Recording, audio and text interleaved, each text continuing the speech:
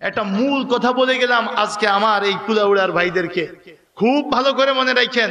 ফরজ আমলে বান্দা বান্দা হয়, ফরজ আমল ছেড়ে দিলে বান্দা নাফরমান হয়, ফরজ আমলকে অস্বীকার করলে বান্দা কাফের হয়, ফরজের সাথে সাথে নফল আমল করলে বান্দা ওলি হয়। সূরা ফাতিহা ছাড়া কোনো নামাজ নাই। এই সূরা ফাতিহার মধ্যে আমার রব রব্বুল আলামিন শিখায় দিয়েছে, বান্দা 3.5 আয়াত আমার, 3.5 আয়াত তোমার। এই কারণে বুখারী শরীফে হাদিসে আসছে, নবী বলছেন যে আল্লাহ বলছে সাবে মাসানি, 7 আয়াতের এই বিশিষ্ট সূরা, এই বিশেষ ফজিলতের সূরাটাকে আমি আল্লাহ আর আমার বান্দার মাঝে ভাগ কইরা লইছি। আয়াত হইল 60টা। আল্লাহ বলছে 3.5 আমার, 3.5 আমার বান্দার। যদি কিতাবই যথেষ্ট হইতো তাহলে তো রসুল দিত না। কিতাবই যথেষ্ট না, কিতাব বুঝাইতে হবে। কথা কন, বুঝাইনাওয়ালা সঠিক বুঝাইতে পাইলে সঠিক পাইবে, যদি বুঝনেওয়ালা সঠিক বুঝতে না পারে তাহলে জাতিরে কেমনে সঠিক বুঝাবে? আমাদের সবচেয়ে বড় সমস্যা আজকে এই জায়গায়, আমার দেশে আহলে হাদিস আছে না নাই? জোরে কন, আরো জোরে। আপনি বলেন আল্লাহ রসুলের যুগে কে কে আহলে হাদিস ছিল? সাহাবা কেরামের যুগে কে কে আহলে হাদিস ছিল? তাবিন তাবিনের যুগে কে কে আহলে হাদিস ছিল? বলেন। আহলে হাদিস আমার দেশে আজকে 8-10 বছর, আমাদের দেশে 8-10 বছর আগে এই দেশে ইসলাম ছিল না, আমাদের বাপদাদারা মুসলমান ছিল না, তারা আল্লাহকে ডাকে নাই, নামাজ পড়ে নাই। তো যদি আহলে হাদিসের মতো নামাজ না পড়লে নামাজ হয় না হয়, ওদের মতো তারাবি শর্টকাট না করলে যদি বেদাত হয়ে যায়, তাহলে আমার দেশে যারা আহলে হাদিস ছিল না পূর্বপুরুষ, তারা কিভাবে আল্লাহর ওলি হইছে বলে? বর্তমান বাংলাদেশে যেই কয়জন আলেমে হক্কানির নাম শুনবেন, এদের 1 নাম্বার বৈশিষ্ট্য হইল সরকারের বিরুদ্ধে কথা কইতে পারবে, 2 নাম্বার হইল প্রকাশ্য না পারলে খোঁসাইয়া খাসাইয়া কোরআনের তাফসির মাহফিলের নাম দিয়া আয়াত একটা পড়বে, আর এরপরে তার নিজের মন থেকে যেমনে পারে এন দি খোঁসা দিবে, এন দি খোঁসা দিবে। খোঁসা দিতে পারলে এ হইল আলেমে হক্কানি। যারা আহলে হাদিস দাবি করেন, আমি বলবো আপনি এই অজুর সমস্ত ফরজ ফন্নত কর্মগুলা একসাথে এক হাদিসে আছে, এটা একটু দেখাই দেন, আমি আপনার 1 লক্ষ টাকা পুরস্কার। আমাগো ক্লাসে আমাগো ছাত্ররা মুক্তবে পড়ে, নুরানি পড়ে, কথা কন না কা, ওগো নামাজ অজু হুজুরেরা শিখাই দেয়। ইমামে আজম সুন্দর কইরা গুছাই দিছে লক্ষ লক্ষ হাদিসকে একসাথ কইরা, কোনটার পরে কোনটা সেটা আমরা। তুমি যদি কও আহলে হাদিস হইতে হইব, তাহলে এই বাচ্চাই তো এখন লক্ষ লক্ষ হাদিস পড়ে নাই, বাচ্চা কার মতো অজু করব? বাচ্চাটা কার মতো অজু করব? হাফিজি মাদ্রাসার ছেলেরা কার মতো অজু করব? কার অনুসরণ করে অজু করব? কও। তুমি যদি কও আহলে হাদিসের অনুসরণ, তো তোমার অনুসরণ করবে কেন? কও। ইমামে আজমরা অনুসরণ করা যদি অপরাধ হয়, তো তুমি কোন সলিমুল্লাহ তোমার অনুসরণ করতে? আমরা শ্রেষ্ঠ মাযহাবের শ্রেষ্ঠ ইমামের অনুসরণ করি, তাতে যদি চুলকানি ছুড়ে, তো তুমি কোন সলিমুল্লাহ? কষ্ট পাইছেন আমার কথায়? কষ্ট পাইছেন? তুমি হাদিসে একটা দিয়ে মাসালা দিলে হবে?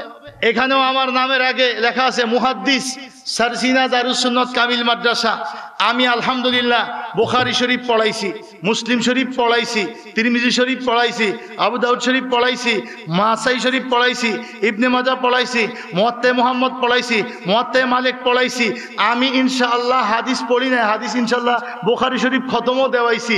সেই দিল, সেই আত্মা, সেই আত্মার থেকে বলতেছি, আমরা হাদিস পড়ে জগতের মানুষ আমাদেরকে মুহাদ্দিস বলে, কিন্তু আমরা আহলে হাদিস না। হাদিস পড়ে হাদিস থেকে সুন্নতটা বের করে ওই সুন্নত অনুসারে আমরা জিন্দেগি গড়ি, সুন্নতের কথা মানুষকে বলি। এজন্য আমাদের পথ হবে সঠিক পথ, আহলে সুন্নাত ওয়াল জামাত। জবান খুলে পড়ি, আউযু বিল্লাহি মিনাশ, আরেকটু জবান খুলে, বিসমিল্লাহির রাহমানির ইহদিনাস সিরাতাল মুস্তাকিম সিরাতাল্লাযীনা আন'আমতা আলাইহিম গায়রিল মাগদুবি আলাইহিম ওয়ালাদ-দাল্লিন।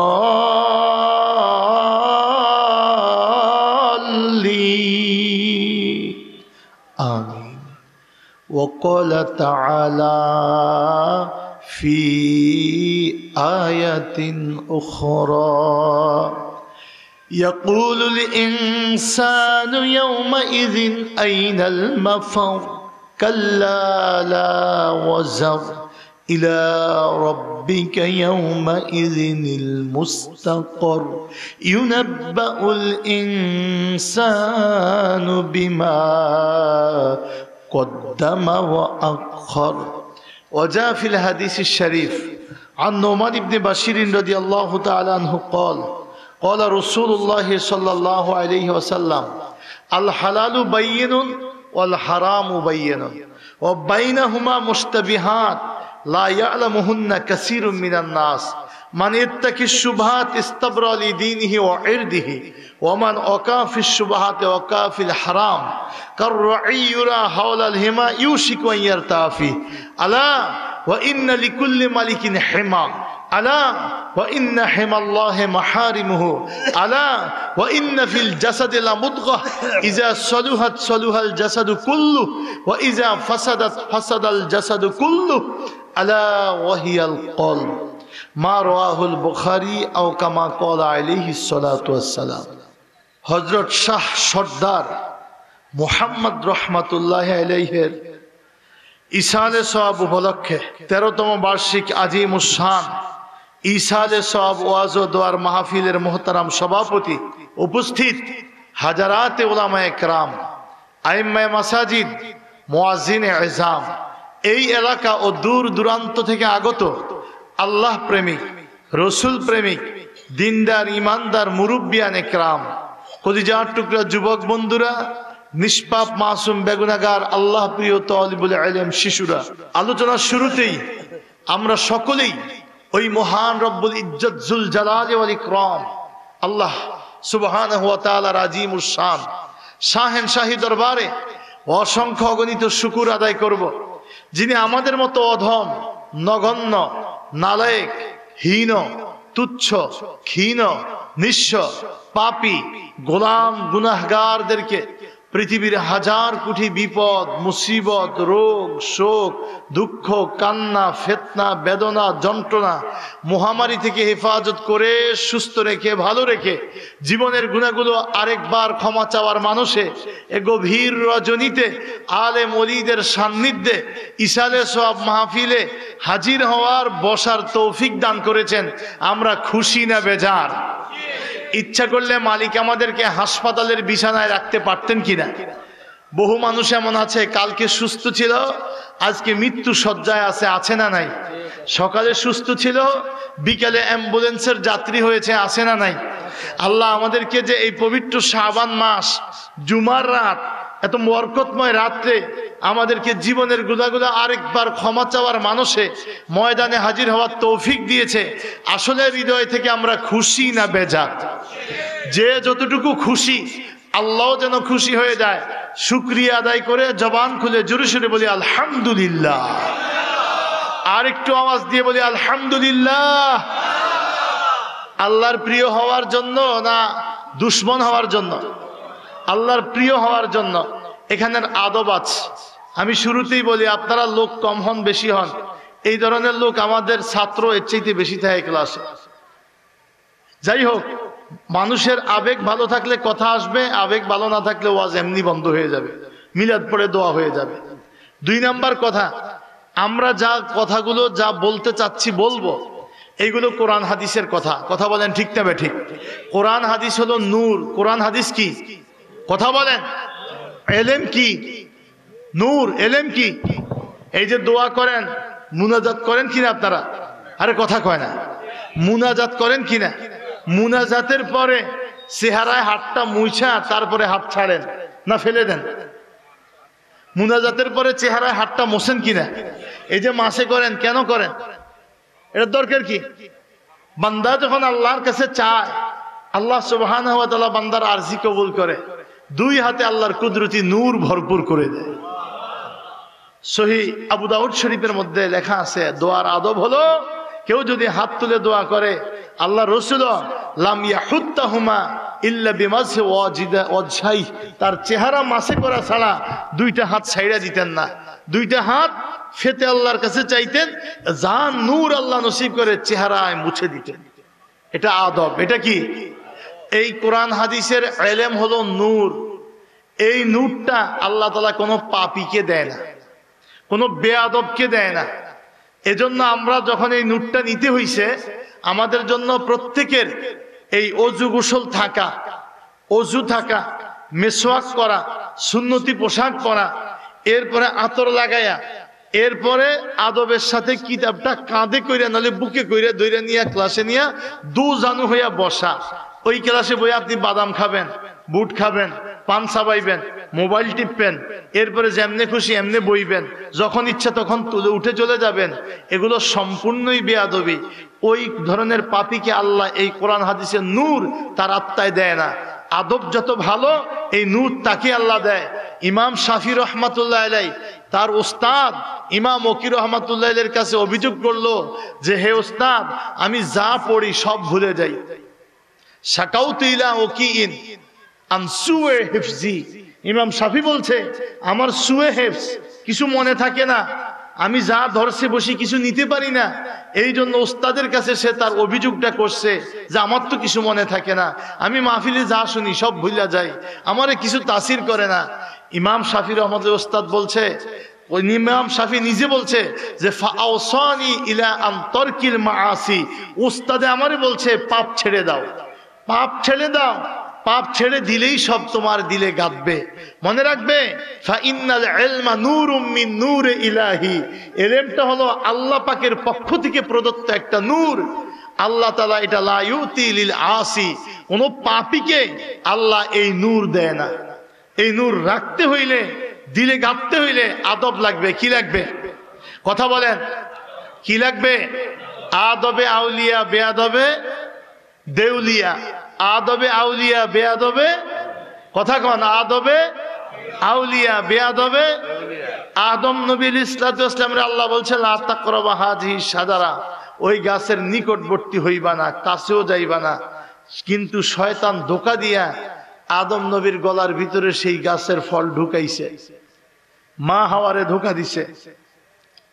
আল্লাহ তাআলা জান্নাতের পোশাক গায়েতে খুললা দিছে, লতা ফাতা দিয়া লজ্জাস্থান ঢুকছে, দুনিয়ায় নামায়া দিস, ফাহবিতু মিনহা, এখান থেকে নেমে যাও। নামায়া দিছে দুনিয়ায়। 360 বছর শুধু কাঁদছে আর কাঁদছে, কাঁদছে আর কাঁদছে, কাঁদতে কাঁদতে চোখের পানিতে গালের দুই পাশ দিয়ে নহর, খাল তৈরি হয়েছে, খাল, চোখের পানিতে পচ্চা খাল তৈরি হয়ে গেছে। 360 বছর কাঁদলেন একটি ভুলের কারণে, বাবা আদম শরণ দ্বীপে, মা হাওয়া জিদ্দাতে।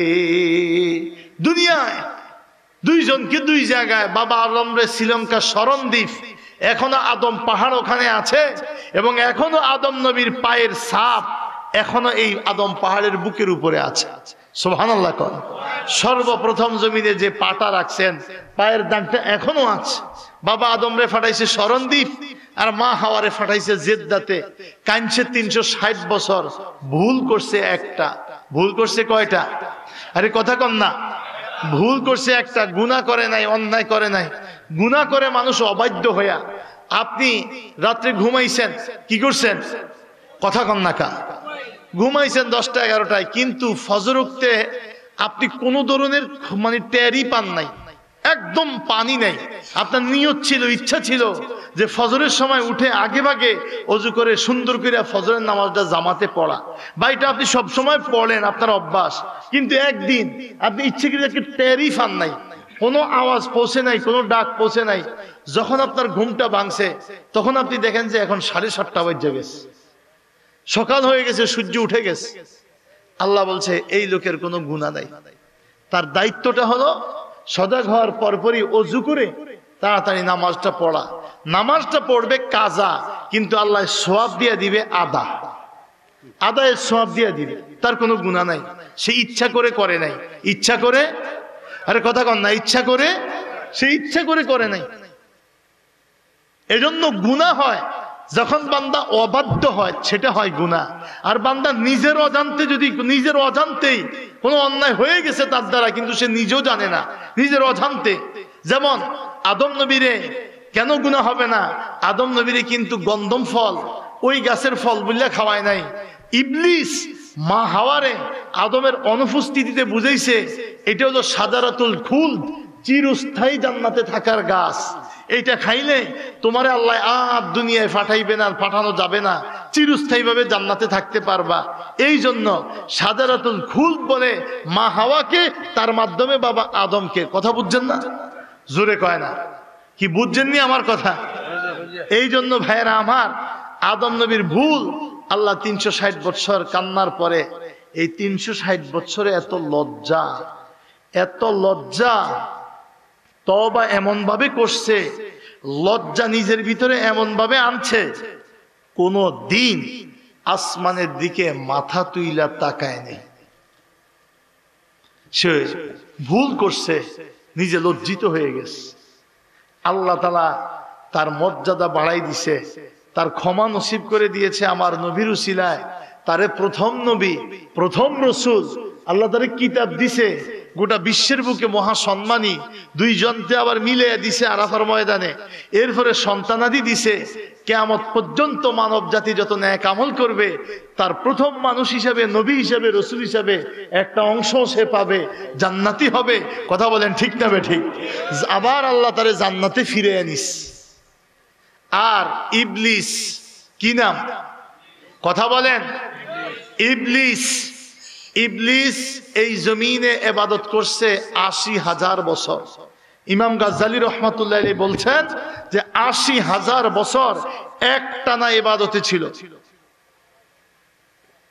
ছিল জিনের জাত, ইবাদত করে করে করে করে আল্লাহর এত প্রিয় হইছে, ফেরেশতাদের উস্তাদ মুআল্লিমুল মালাইকা এই হয়ে গেছে তার পজিশন। সেই ইবলিস আল্লাহর একটা হুকুম অমান্য করছে। কয়টা? জোরে কন, সবাই কন। আল্লাহ বলছে উসজুদু লি আদম, পবিত্র কোরআনুল কারীমের সূরা আরাফ ৭ নম্বর সূরা, সূরা আরাফ 11 নম্বর আয়াত। আল্লাহ বলছে উসজুদু লি আদম, আদমকে সিজদা করো। ইবলিস কয় আমি করব না। আল্লাহ বলে মা মানাকা আল্লা তাসজুদা, কিসে তোমাকে সিজদা থেকে বিরত রাখলো? কয় আনা খায়রুম মিনহু, আমি উত্তম। খলাকতানি মিন নার ওয়া খলাকতাহু মিন তিন, আগুনের ধর্ম হলো ঊর্ধ্বমুখী হওয়া, মাটি হলো নিস্তেজ হয়ে যাওয়া। অতএব আমি তো তার চেয়ে উত্তম, সে আমাকে করতে পারে, আমি কেন তাকে করব? আল্লাহর সাথে যুক্তি দেওয়া কি খাটে? আরে কথা কন না, আল্লাহর সাথে যুক্তি দেওয়া খাটে? কে কারে করবে এটা আল্লাহ বুঝে না? আল্লাহ বুঝে শুনে হুকুম দেয় নাই? আলাইসাল্লাহু বিআহকামিল হাকিমিন, আমার আল্লাহর চাইতে বড় হাকিম আর কে আছে? কথা কম না। সে আল্লাহর ফয়সালারে সে উল্টাইতে যায়, যুক্তি দিতে যায়, বেয়াদবি করে। আল্লাহ বলছে ফাখরুজ ইন্নাকা মিনাস সাগিরিন, বের হ, চির অধঃপতিতদের অন্তর্ভুক্ত হয়ে গেল, যা। কয় আল্লাহ আমারে কিছু দিবেন না? কয় দিব। কি চাস? এত ইবাদত করছি, কিছু দিবেন না এর বিনিময়? কি চাস? ফাংজিরনি ইলা ইয়াউমি ইউবাসুন, কিয়ামত পর্যন্ত হায়াত দিয়ে দেন, কিয়ামত পর্যন্ত হায়াতটা চাই। আল্লাহ কয় ইন্নাকা মিনাল মুনজারিন, যা দিলাম কিয়ামত পর্যন্ত তোর হায়াত, কিয়ামতের আগে মৃত্যু হবে না। ডাক দিয়ে কয় মনিব ফাবিমা আগওয়াইতানি লাআকুদান্না লাহুম আলা সিরাতিকাল মুস্তাকিম। আয়াতের অর্থ কি খেয়াল করেন ও মনিব? যেই বনি আদমের জন্য আমি পথভ্রষ্ট হলাম, ফাবিমা আগওয়াইতানি, যার কারণে আমি পথভ্রষ্ট হয়েছি, আমি তারে জান্নাতে যাইতে দেব না। আমি তারে জান্নাতে যাইতে দেব, কথা কন না, দেব না। তো কি করবি? লাআকুদান্না লাহুম আলা সিরাতিকাল মুস্তাকিম, সিরাতুল মুস্তাকিমের উপরে আমি শক্ত হইয়া বইসা থাকি। সুম্মা লাআতিয়ান্নাহুম মিন বাইনি আইদিহিম ওয়া মিন খালফিহিম ওয়া আন আইমানিহিম ওয়া আন শামাইলিহিম, এরপরে তার ডাইন থেকে, বাম থেকে, সামনে থেকে, পিছন থেকে, চতুর্দিক থেকে এসে এসে এসে এসে আমি এমন ভাবে ধোঁকা দিব, আলা তাজিদু আকসারুহুম শাকিরিন, আপনি অধিকাংশকে আপনার শুকরগুজার বান্দা পাবেন না। খেয়ে দে আলহামদুলিল্লাহ কইবে তা না, বরং মাছটা কম পাইছি, গোস্তটা টেস্ট হয় নাই, মুরগিটা সিদ্ধ হয় নাই, কথা কন না কা। আপনি শুকরগুজার বান্দা পাবেন না। যে রব হায়াত দিল, সামান্য একটু রোজার বিধান দিল, হায়াত পাইছো, রোজা রাখার মতো কৃতজ্ঞতা আদায় করার অন্তর তোমার তৈরি হয় নাই। আল্লাহ রাব্বুল আলামিনের কাছে সে আদব দেখাইতে পারে নাই, তওবার মানসিকতা দেখাইতে পারে নাই, বরং যখন তার আদবের পরিবর্তে বেয়াদবির মাত্রা বাড়ছে, আমার আল্লাহ বলছে ইন্নাকা রাজিম, তুমি চির বিতাড়িত, কিয়ামত পর্যন্ত রহমত থেকে তুমি দূরে, ঠিক না বেঠি? এজন্য আদম নবীর আদব ছিল, নবী আল্লাহর কাছে জান্নাত থেকে আসছে, আবার জান্নাতে পৌঁছেছে। ইবলিসের আদব ছিল না, বেয়াদবি ছিল, যার কারণে চির বিতাড়িত। বেয়াদব মাহরুমে গাছতে আজ ফদলে রব, বেয়াদব আল্লাহর রহমত থেকে বঞ্চিত হয়। এজন্য আদব হইল পৃথিবীতে সবচেয়ে বড় জিনিস। শিক্ষা থাকুক আর না থাকুক, মনে রাখবেন, ধনী হোক আর গরিব হোক, আপনার আলেম হোক আর বেআলেম হোক, যার মধ্যে আদবের মালা আছে তার জন্য আমার আল্লাহর রহমত দয়া আছে। যার থেকে আদবের মালা দূর হয়ে যায় তার সে সকল জায়গায় লাঞ্ছিত হয়, সকল জায়গায় সে হয় লাঞ্ছিত, আল্লাহর দয়া থেকে সে হয় বঞ্চিত। এজন্য আমাদের সবার আগে থাকতে হবে আদব। কি থাকবে? জোরে বলেন, আরো জোরে বলেন। আদব থাকবে আমাদের সবার আগে। খাওয়ার আদব আছে না নাই? জোরে কন। খাওয়ার এত পরিমাণ আদব আছে, ঘুমানোর আদব আছে, কথা বলার আদব আছে। মুরব্বী কথা বলতেছে, আপনি ফট করে এমন ভাবে কথা বললেন যে মুরব্বী নিস্তব্ধ হয়ে যাইতে বাধ্য। বাবাই কথা বলতেছে, আপনি মুখে মুখে কথা বলবেন। বড় ভাই কথা বলতেছে, আপনি মুখে মুখে কথা বলবেন। বসতে গেছেন, যেই চেয়ারটা ময় মুরব্বী আছে, থাকলে এমন চেয়ারে বসতে নাই, লোকে বলে উঠ, এমন কথা বলতে নাই, লোকে বলে জুট। জুট বুঝেন তো? মিথ্যা, অপ্রয়োজনীয়। এমন চেয়ারে বসতে নাই যে আরেকজনে একই উঠ। আগে হিসাব করতে হবে আমার এখানে বসাটা আদব কিনা, কোন ভাবে বসা আমার আদব। কথা বলেন না। সালাম দেওয়া, সালামেরও একটা আদব আছে। সালাম সবাই সবাইরই দিতে পারে, তবে নবী বলছেন ছোটরা বড়দেরকে সালাম দিবে। কথা কন, কি কথা কন? আমার চাইতে বয়স্ক সে আমার সব সময় সালাম দিবে এটা না, বরংস যে আমার চাইতে বয়স্ক সে আদব হইল আমি তারে সালাম দেওয়া। তবে জায়েজ আছে বড় ছোটরে সালাম দিতে পারে। আমার রসুল শিশুদেরকেও সালাম দিছে। মাররা রাসূলুল্লাহ সাল্লাল্লাহু আলাইহি ওয়াসাল্লাম আলা গিলমানিন ফাসাল্লামা আলাই, শিশুদের পাশ দিয়ে গেছে, সালাম দিছে। তার মানে এটা সব সময় নবী এই কাজ করছেন না, নবী শিশুদেরকে শিক্ষা দিছে যে এই রকম মানুষ আসা যাওয়া করলে সালাম দেওয়া উচিত। কথা বলেন ঠিক না ঠিক? আদব আছে না নাই? একজন স্ত্রী স্বামীকে সালাম দিবে, এটা আদব। তবে স্বামীরও সালাম দেওয়া জায়েজ আছে। স্ত্রী যদি দিতে ভুলে যায় বা দেরি হয়, স্বামী আগে ভাগে দিয়ে দিবে, স্ত্রী সতর্ক হয়ে যাবে। একজন বসনেওয়ালা লোক, একজন হেঁটে যাচ্ছে, হেঁটে যাওয়া লোকটা বসনেওয়ালা লোকটাকে সালাম দেবে।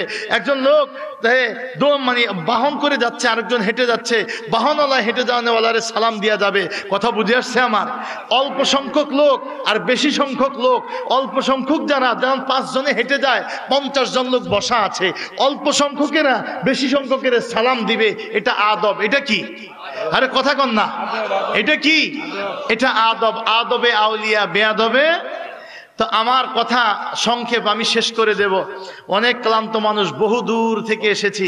দিন একটাই না, আমাদের দিন প্রতিদিন, আমাদের দিন প্রতিদিন। আর আমি বেশি কথা বলার মানুষ, সহজে মাইক ছাড়ি না। আমি আপনাদের একটু মনোযোগ আকর্ষণ করতেছি, শুনুন। ইবলিস আল্লাহর সাথে কিন্তু একটা কথা বলছে, চূড়ান্ত কথা। বিমা আগওয়াইতানি, আমারে যার কারণে পথভ্রষ্ট করলে, আল্লাহ লা আগওয়ান্নাকুম, অবশ্যই অবশ্যই আমি সেই বনি আদমদেরকে পথভ্রষ্ট করেই ছাড়ব, পথভ্রষ্ট করবই। কেমনে করবা? বলছে লা আকুদান্না আলা সিরাতিম মুস্তাকিম, আমি সিরাতুল মুস্তাকিমের উপরে বসে থাকবো, সিরাতুল মুস্তাকিম পার হইতে দেব না। এখন সিরাতুল মুস্তাকিম কি? এটা হলো পৃথিবীতে সবচেয়ে বড় নেয়ামত। যার সিরাতুল মুস্তাকিম আছে, সে যদি কৃষক হয়, দিন মজুর হয়, রাস্তার মুসি সামারও হয়, যার সিরাতুল মুস্তাকিম ঠিক আছে, আল্লাহর কাছে তার জান্নাতের আশা আছে। যার সিরাতুল মুস্তাকিম নাই, সে যদি বিশ্ববিখ্যাত আলেমও হয়, সে যদি বাইতুল মুকাররমের ইমামও হয়, সে যদি আন্তর্জাতিক মুফাসসিরে কোরআনও দাবি করে, তার কণ্ঠ যদি সারা পৃথিবীতে বিজয়ী কণ্ঠও হয়, সে যদি হাফিজে কোরআনও হয়, সে যদি বিখ্যাত শিল্পপতি হয়, রাষ্ট্রপতি হয়, এমপি হয়, মন্ত্রী হয়, ওসি হয়, ডিসি হয়, সচিব হয়, ইমাম হয়, আলেম হয়, কিন্তু সিরাতুল মুস্তাকিম সে হারাইয়া ফেলছে, আসলে সে আসল কিছুই পায় নাই, সে পথভ্রষ্ট, তার জান্নাতের আশা করা যায়? কথা বুঝছেন আমার? এজন্য আল্লাহ তাআলা আমাদেরকে আলেম আর বেআলেম ভাগ করে নাই। এজন্য আল্লাহ ধনী দরিদ্র শিক্ষিত অশিক্ষিত ভাগ করে নাই। আল্লাহ বলছে আমার তামাম ইবাদতের মধ্যে শ্রেষ্ঠ ইবাদতের নাম নামাজ। তামাম ইবাদতের শ্রেষ্ঠ ইবাদত হলো নামাজ। কি ইবাদত? জোরে বলেন, সবাই বলেন। সকল ইবাদতের শ্রেষ্ঠ ইবাদত নামাজ। নামাজে বান্দা আল্লাহর গুণ হাসিল করে, নামাজে বান্দা রোজার গুণ। নামাজে যতক্ষণ রত থাকবে বান্দা খান পানাহার কামাচার থেকে বিরত থাকতে বাধ্য। ফলে নামাজের ভিতরে রোজার গুণ আছে। রোজা থাকলে যেমন পানাহার কামাচার থেকে মানুষ বিরত থাকবে, একজন নামাজি যতক্ষণ নামাজ পড়বে নামাজের অভ্যন্তরে থাকবে, রোজার গুণ আছে না নাই? নামাজ পড়লে বান্দা খানায় কাবার কথা স্মরণ করে কিবলামুখী হয়ে নামাজ পড়বে। ফাস্তাকবিলুল কিবলা, নামাজ পড়তে হইলে কিবলামুখী হও। তাইলে কাবা শরীফের মধ্যে হজের যেই গুণাগুণ আছে, একজন নামাজি নামাজের মধ্যে কাবার খেয়াল রাখে কি রাখে না? কিবলার খেয়াল রাখি কি রাখে না? চলন্ত অবস্থায়ও কিবলার খেয়াল রেখে নামাজ পড়তে হয়। একজন নামাজি লিকুল্লি শাইইন যাকাতুন ওয়া যাকাতুল জাসাদা সাও, একজন নামাজি নামাজের মধ্যে দেহের যাকাত দেয়। সুবহানাল্লাহ কোন? টাকার যাকাত দেয়। টাকা মানুষকে বিলীন করে দেয় শতকরা 2.5%, হাজারে 25, লাখে 2,500। এইভাবে 40 ভাগের 1 ভাগ বছরান্তে যাকাত দেওয়া টাকাওয়ালাদের উপরে ফরজ। যার খেয়ে দে বছরে 52.5 তোলা রূপা অথবা 7.5 তোলা সোনার মূল্য অতিরিক্ত আছে, খাবার দাবার পোশাক আদি ব্যবহারিক যানবাহন, ব্যবহারিক হাঁড়ি পাতিল যা আছে, ব্যবহারিক জিনিস বাদ দিয়া অতিরিক্ত যদি 52.5 তোলা রূপার দাম থাকে, 52.5 তোলা রূপার মূল্য থাকে, 52.5 তোলা রূপার অতিরিক্ত মালামাল থাকে, তাইলে সেইটার উপরে তাকে বছরান্তে 40 ভাগের 1 ভাগ যাকাত দেওয়া ফরজ ফরজ ফরজ। ভাইয়েরা আমার, এখন সংক্ষেপ কথা, যত ইবাদত সকল ইবাদতের শ্রেষ্ঠ ইবাদত নামাজ। ঠিক না বেঠিক? নামাজে বান্দা কাকে পায়? কাফের আর মুমিনের মধ্যে পার্থক্য নামাজ। কাফের আর মুমিনের মধ্যে পার্থক্য নামাজ। আস-সালাতু নূরুন ওয়া বুরহানুন ওয়া নাজাতান ইয়াউমাল কিয়ামাহ।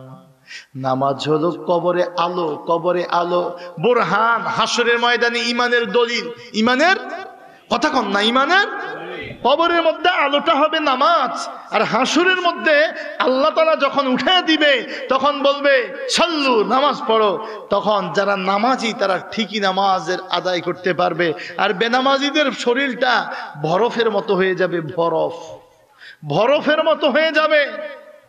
এটা এমন স্টিল হবে, আর কোন ধরনের বাঁকা কোকা রুকু সেজদা উঠা এটা আর সম্ভব হবে না। ধরা খেয়ে যাবে কে নামাজি আর কে নামাজি। এ কারণে জাহান্নামের ধাররক্ষী ফেরেশতা জিজ্ঞাসা করবে, মা সালাকাকুম ফি সাকার, কেন তুমি আজকে এই সাকার নামক জাহান্নামে আসলে? কেন আসছো? কলু, মানুষগুলো বলবে লাম নাকু মিনাল মুসাল্লিন ওয়া লাম নাকু নুতইমুল মিসকিন। কোরআনের আয়াত, আমরা মুসল্লি ছিলাম না আর মিসকিনদেরকে আমরা খাদ্য খাওয়ার দান করতাম না, মিসকিনদেরকে দিতাম না, খালা আমারই লাগে দুনিয়ায়, আরো লাগে আরো লাগে আরো লাগে, আর নামাজটা ঠিক মতো পড়তাম না, এই জন্য আল্লাহ আজকে আমাদেরকে জাহান্নামে নিক্ষেপ করেছে। এজন্য ভাইয়েরা আমার শুনুন, নামাজ কবরে আলো আর হাসরের ময়দানে নামাজ হলো ঈমানের দলিল। ওয়া নাজাতান ইয়াউমাল কিয়ামাহ, আর নামাজি হলো কিয়ামতের দিন জান্নাতে প্রবেশ করার, মুক্তি পাওয়ার, নাজাত পাওয়ার কারণ। নাজাত পাওয়ার কারণ হবে নামাজ। কি হবে? জোরে কন। আল্লাহ সর্বপ্রথম হিসাব নিবে কোন আমলের? কথা কন না। আউয়ালু, সর্বপ্রথম মা ইউহাসাবু বিহিল আবদ, বান্দার থেকে যে হিসাবটা আল্লাহ নিবে সেটা হলো নামাজ। কি? নামাজ। দুনিয়ায় ফরজ নামাজ, ফরজ ফরজ আমলে বান্দা বান্দা হয়। একটা মূল কথা বলে গেলাম আজকে আমার এই কুলাউড়ার ভাইদেরকে। খুব ভালো করে মনে রাখেন, ফরজ আমলে বান্দা বান্দা হয়, ফরজ আমল ছেড়ে দিলে বান্দা নাফরমান হয়, ফরজ আমলকে অস্বীকার করলে বান্দা কাফের হয়, ফরজের সাথে সাথে নফল আমল করলে বান্দা ওলি হয়। কয়টা কথা বলছি? এক নাম্বার, ফরজ আমল করলে বান্দা বান্দা হয়, ফরজ আমলটা ছাইড়ে দিলে বান্দা নাফরমান হয়, শুকরগুজার সে হয় নাই, বান্দা তার বন্দিগির হক আদায় করে নাই। ফরজ আমলকে অস্বীকার করলে বান্দা কাফির হয়। নামাজ আদায় করেছি, আমি আল্লাহর গোলাম, আল্লাহর বান্দা, বন্দিগি করেছি, বান্দা হওয়ার উপযুক্ত হয়েছে। নামাজটা পড়ি নাই, আসলে আমি আমার হায়াতের শুকরিয়া করি নাই, আমার রক্তের শুকরিয়া করি নাই, আমার সুস্থতার শুকরিয়া করি নাই, আমার রিজিকের শুকরিয়া করি নাই, আমার রবের শুকরিয়া আমি করি নাই। কথা কম, বান্দা নাফরমান হয়, বান্দা নাফরমান হয় যখন ফরজ আমলকে অস্বীকার করে। এই তোমাকে যে একদিনও ফজর উঠতে মসজিদে দেখি না, কারণটা কি? তুমি নামাজ পড়ো না? ফের মিয়া নামাজ পড়িয়া কয়জনে কি করছে? এত নামাজ করে লাভ, মানে উল্টা ধমক, নামাজের সে অস্বীকার। তোমার নামাজ তুমি পড়ো, দেখো নামাজ পড়ি কদ্দুর যাইতে পারো। এটা বললে বান্দা কাফের হয়। কি হয়? কথা বলেন, কি হয়? তার আর ইমানই থাকে না। নামাজ পড়তে পারি নাই, এটা একটা লজ্জা। লজ্জা মাথায় নিয়ে আল্লাহর কাছে বিনীত থাকা যে ও মালিক, আমার অনেক অন্যায়, আমার অনেক ভুল, আমি যেন সামনের দিকে তোমার হতে পারি, আল্লাহ আমার সেই পথে নিয়ে যাইও। এইরকম হৃদয়ে আশা রেখা মাথা নিচু দিয়া রাখা, এটা হইল মোমেন। ফরজ করতে পারে নাই, পড়তে পারে নাই, কিন্তু সে ফরজ মেনে নিয়েছে, আনুগত্য করেছে, এই তো মোমেন থাকে, কাফের হয় না, মোমেন থাকে, কিন্তু গুনাহগার হয়। কি হয়? কথা কন না, নামাজ ত্যাগের গুনাহগার হয়। যখনই ফরজ আমলটা অস্বীকার করে বান্দা কাফের হয়ে যায়। আর ফরজের সাথে সাথে নফল আমল যদি করে, সুন্নত পড়ে, ওয়াজিব পড়ে, নফল নামাজগুলো পড়ে, ইশরাক পড়ে, আউয়াবিন পড়ে, তাহাজ্জুদ পড়ে, কিছু সময় জিকির আজকার করে, দোয়া দুরুদ পড়ে, তাসবিহ তাহলিল পড়ে, ফরজের সাথে যত নফল ইবাদত করবে বান্দা ওলি হয়ে যায়। তাহলে যত নামাজ আছে সব নামাজ, ফরজ বলেন, ওয়াজিব বলেন, সুন্নাত বলেন, মুস্তাহাব বলেন, যত নফল নামাজ বলেন, ফজিলতের ইশরাক, আউয়াবিন, তাহাজ্জুদ, শাস্তের নামাজ বলেন, সকল আমলে, সকল নামাজে আমার আল্লাহ সূরা ফাতিহা দিছে কি দেয় নাই? সূরা ফাতিহা ছাড়া কোনো নামাজ নাই। এই সূরা ফাতিহার মধ্যে আমার রব রব্বুল আলামিন শিখায় দিয়েছে, বান্দা 3.5 আয়াত আমার, 3.5 আয়াত তোমার। এই কারণে বুখারী শরীফে হাদিসে আসছে, নবী বলছেন যে আল্লাহ বলছে, সাবে মাসানি, 7 আয়াতের এই বিশিষ্ট সূরা, এই বিশেষ ফজিলতের সূরাটাকে আমি আল্লাহ আর আমার বান্দার মাঝে ভাগ কইরা লইছি। সুবহানাল্লাহ কোন? আয়াত হইল 60টা। কয়টা? সবাই বলেন না, 60টা। 7-এর অর্ধেক করলে কত হয়? আল্লাহ বলছে 3.5 আমার, 3.5 আমার বান্দার। 3.5 আল্লাহর কি কি? আলহামদুলিল্লাহি রব্বিল, অর্থ হলো সমস্ত প্রশংসা জগৎ সমূহের প্রতিপালক আল্লাহর জন্য। আর রহমানির রহিম, তিনি দয়ালু, তিনি দয়াময়। মালিক ইয়াউমিদ্দিন, আখিরাত বা বিচার দিবস, ইয়াউমে জাযা, প্রতিদান যে দিবসটা আছে, ওই দিবসের মালিক তিনি। এই 3 আয়াত ক্লিয়ার। কথা কন, আমাদের না আল্লাহ। এরপরে আয়াতের অর্ধেক, ইয়াকা না'বুদ, আমরা শুধুমাত্র তোমারই ইবাদত করি, এটাও আল্লাহ। এরপরে 3.5, বাকি 3.5 আল্লাহ বলছে প্রথম, ওয়া ইয়াকা নাস্তাঈন। ও দুনিয়ার মানুষ শুনো, 3.5 আয়াত আমার হওয়ার পরের অক্ষরটাই, পরের শব্দটাই, বাকির অর্ধেকটাই শুরু হবে ওয়া ইয়াকা নাস্তাঈন। আমরা শুধুমাত্র তোমারই কাছে সাহায্য প্রার্থনা করি, ইস্তেআনা, সাহায্য প্রার্থনা করি।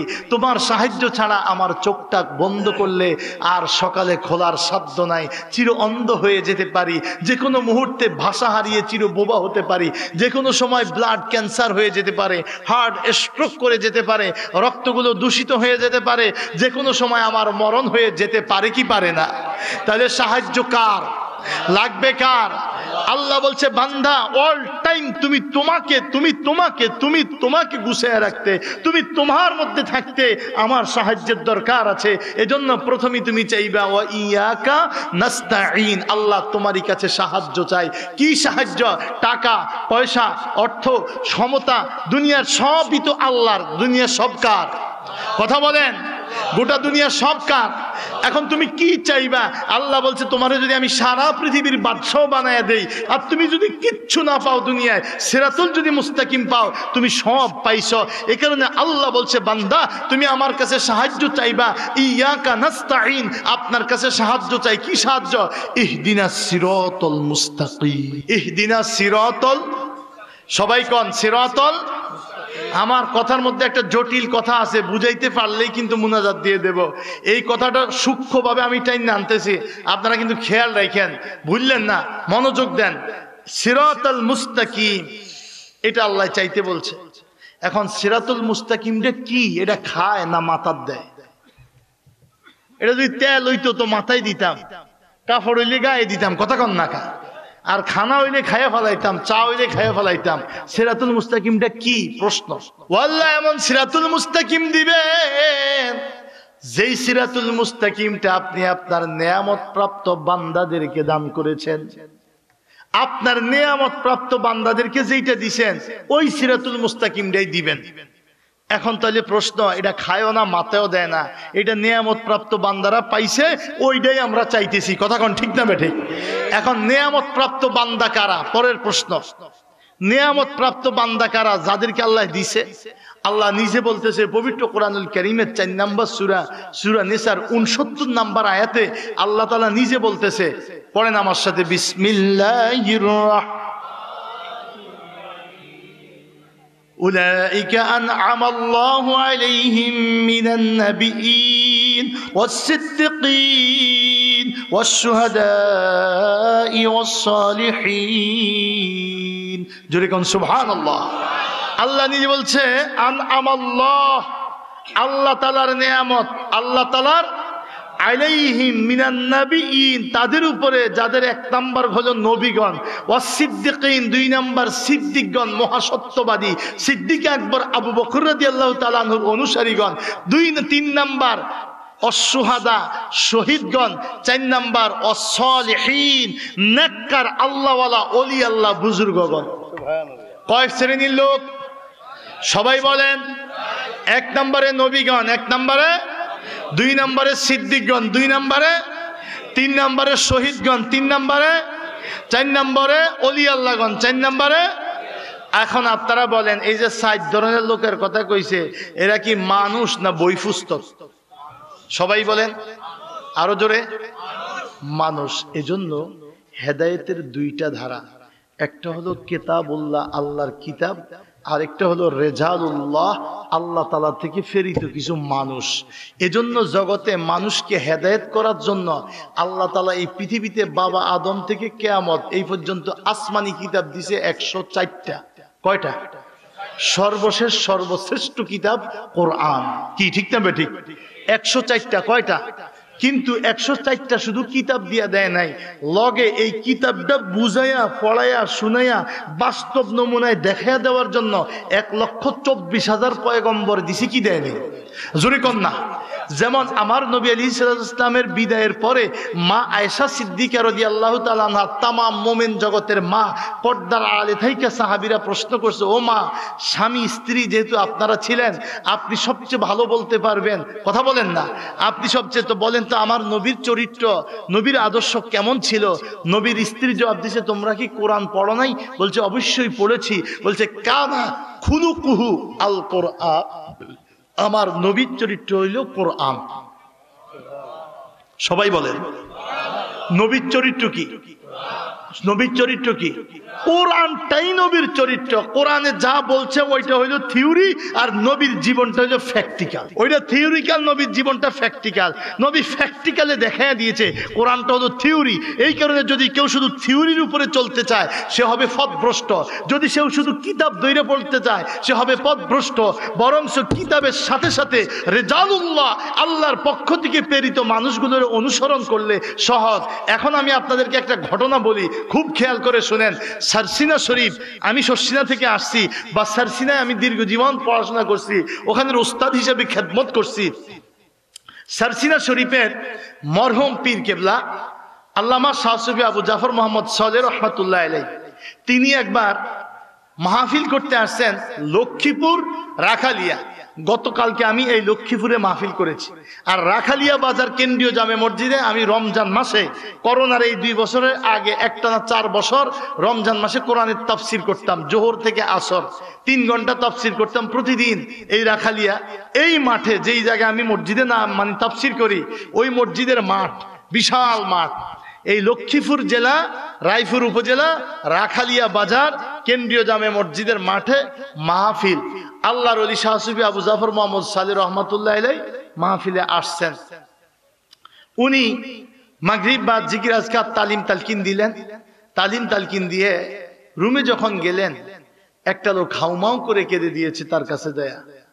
হাউমাউ করে কেঁদে দিয়ে সে শুধু একটা আবদার জানাইছে, হুজুর আমি আপনার কাছে তওবা করেছি, বয়াত হয়েছি, আপনি যে নসিহত গুলো করছেন একটু আগে, যে পেশাব পায়খানায় ঢিলা কুলুপ ব্যবহার করতে, মেসওয়াক করতে, বেশি অজুর সাথে সব সময় থাকতে, 5 ওয়াক্ত নামাজ পড়তে, পর্দা করার জন্য, হালাল খাওয়ার জন্য, বিড়ি সিগারেট ছেড়ে দেওয়ার জন্য, বেশি বেশি সকাল সন্ধ্যায় কমাস কম 300 বার জিকির আজকার করার জন্য, এশার পরে দুরূদ শরীফ পড়ে ঘুমানোর জন্য, আপনার সব সবকগুলো আমি মাইনা নিছি। তো আমার একটা দাবি হুজুর, আমার একটা দাবি আপনাকে রাখতেই হইবে, আপনি বলেন আমার দাবিটা রাখবেন নি। হুজুর কয় কি কও? কয় না, আপনার বলেন আমার দাবিটা রাখবেন নি। কয় যদি সম্ভব হয় রাখবো। কয় আমার দেশ হলো ময়মনসিংহ। কোন জায়গা? ময়মনসিংহ হালুয়াঘাট। ময়মনসিংহ হালুয়াঘাট আমার বাড়ি। আপনাকে ময়মনসিংহ হালুয়াঘাটে একটা দাওয়াত নিতে হবে, ওখানে যেতেই হবে। মরহুম আবু জাফর মোহাম্মদ সালেহ রহমাতুল্লাহ আলাইহি বলেন, এত দূর আমার তো সফর।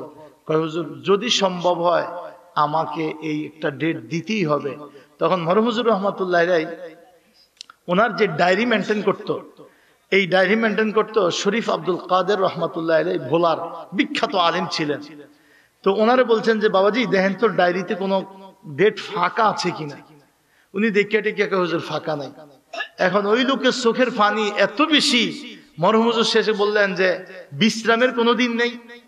তখন উনি খুললে কইছেন যে হুজুর আপনার এই লম্বা সফরে একদিন বিশ্রামের জন্য ঢাকায় লেখা আছে, ওই ডেটটাই ওনারে দিয়ে দেন।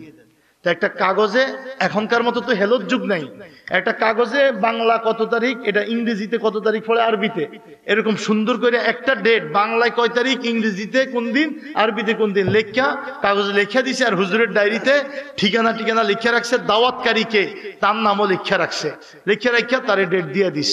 সে চলে গেছে ময়মনসিংহ যায়া। এই লোকটা মাহফিলের আয়োজন করছে, এলাকাবাসীরে ধৈর্য মইরা লইয়া শুয়া বিরাট মাহফিলের আয়োজন করছে। আল্লাহর ওলি টাইম মতো চলে গেছে, যেই দিন তারিখ দিছে ওই দিন ঠিক মতো চলে গেছে।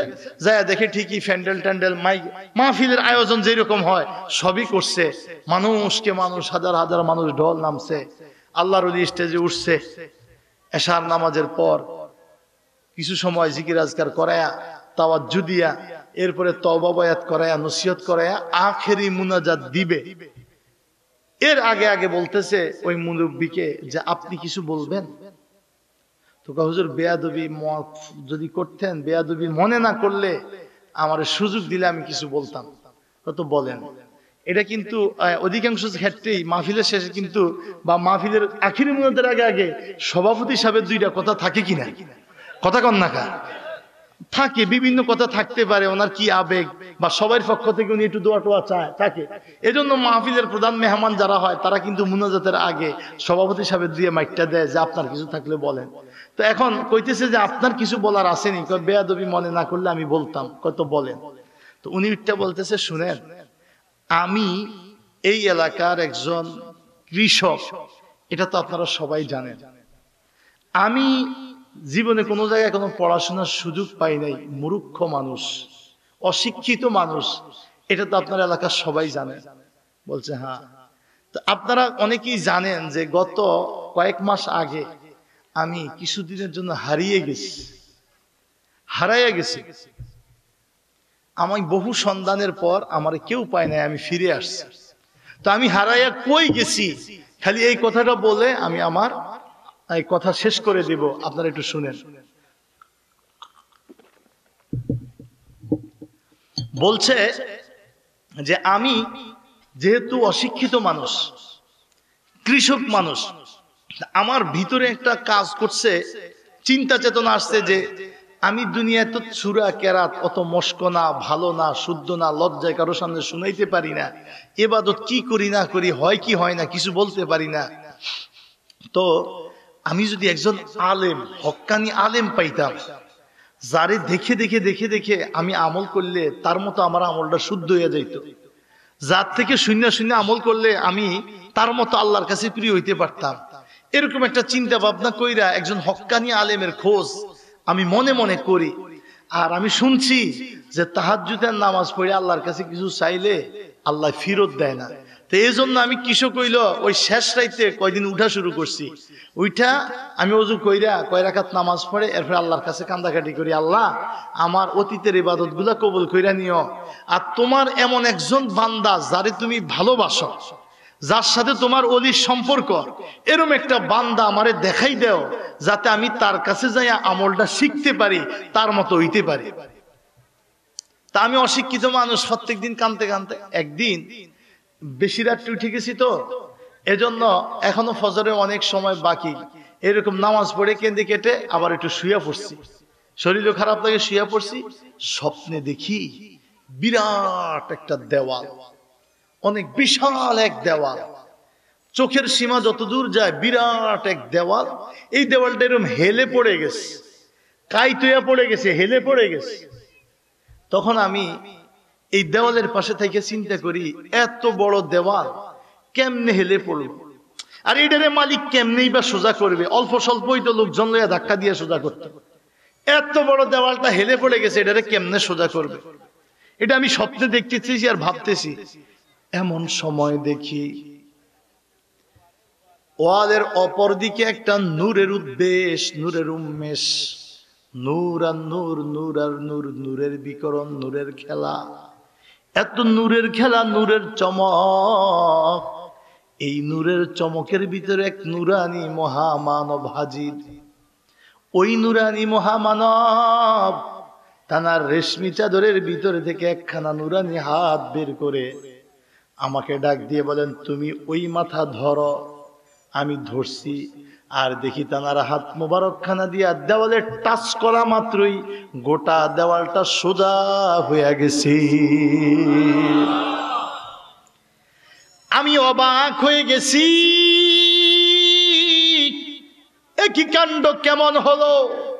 এত লম্বা দেওয়াল, চোখের সীমা যত দূর যায় তত দূর দেখি দেওয়াল, এত লম্বা দেওয়াল হেলে পড়ে গেছে। আমি ভাবতেছি কেমনে মালিক সোজা করবে, কিন্তু এ কোন মহামানব, হাতের টাচ করা মাত্র বিশাল দেওয়াল মুহূর্তে সোজা হয়ে গেল।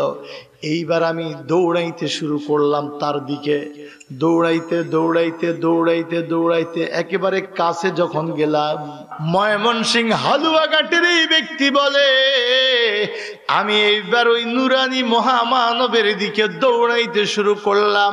দৌড়াইতে দৌড়াইতে যখন তানার কাছাকাছি গেলাম, আমি দেখি পূর্ণিমার রাতের চাঁদের চাইতেও সুন্দর উজ্জ্বল। পূর্ণিমার রাতের চাঁদের গায়ে কালো কালো দাগ আছে, এই মহামানবের মধ্যে কোনো কালো দাগ নাই।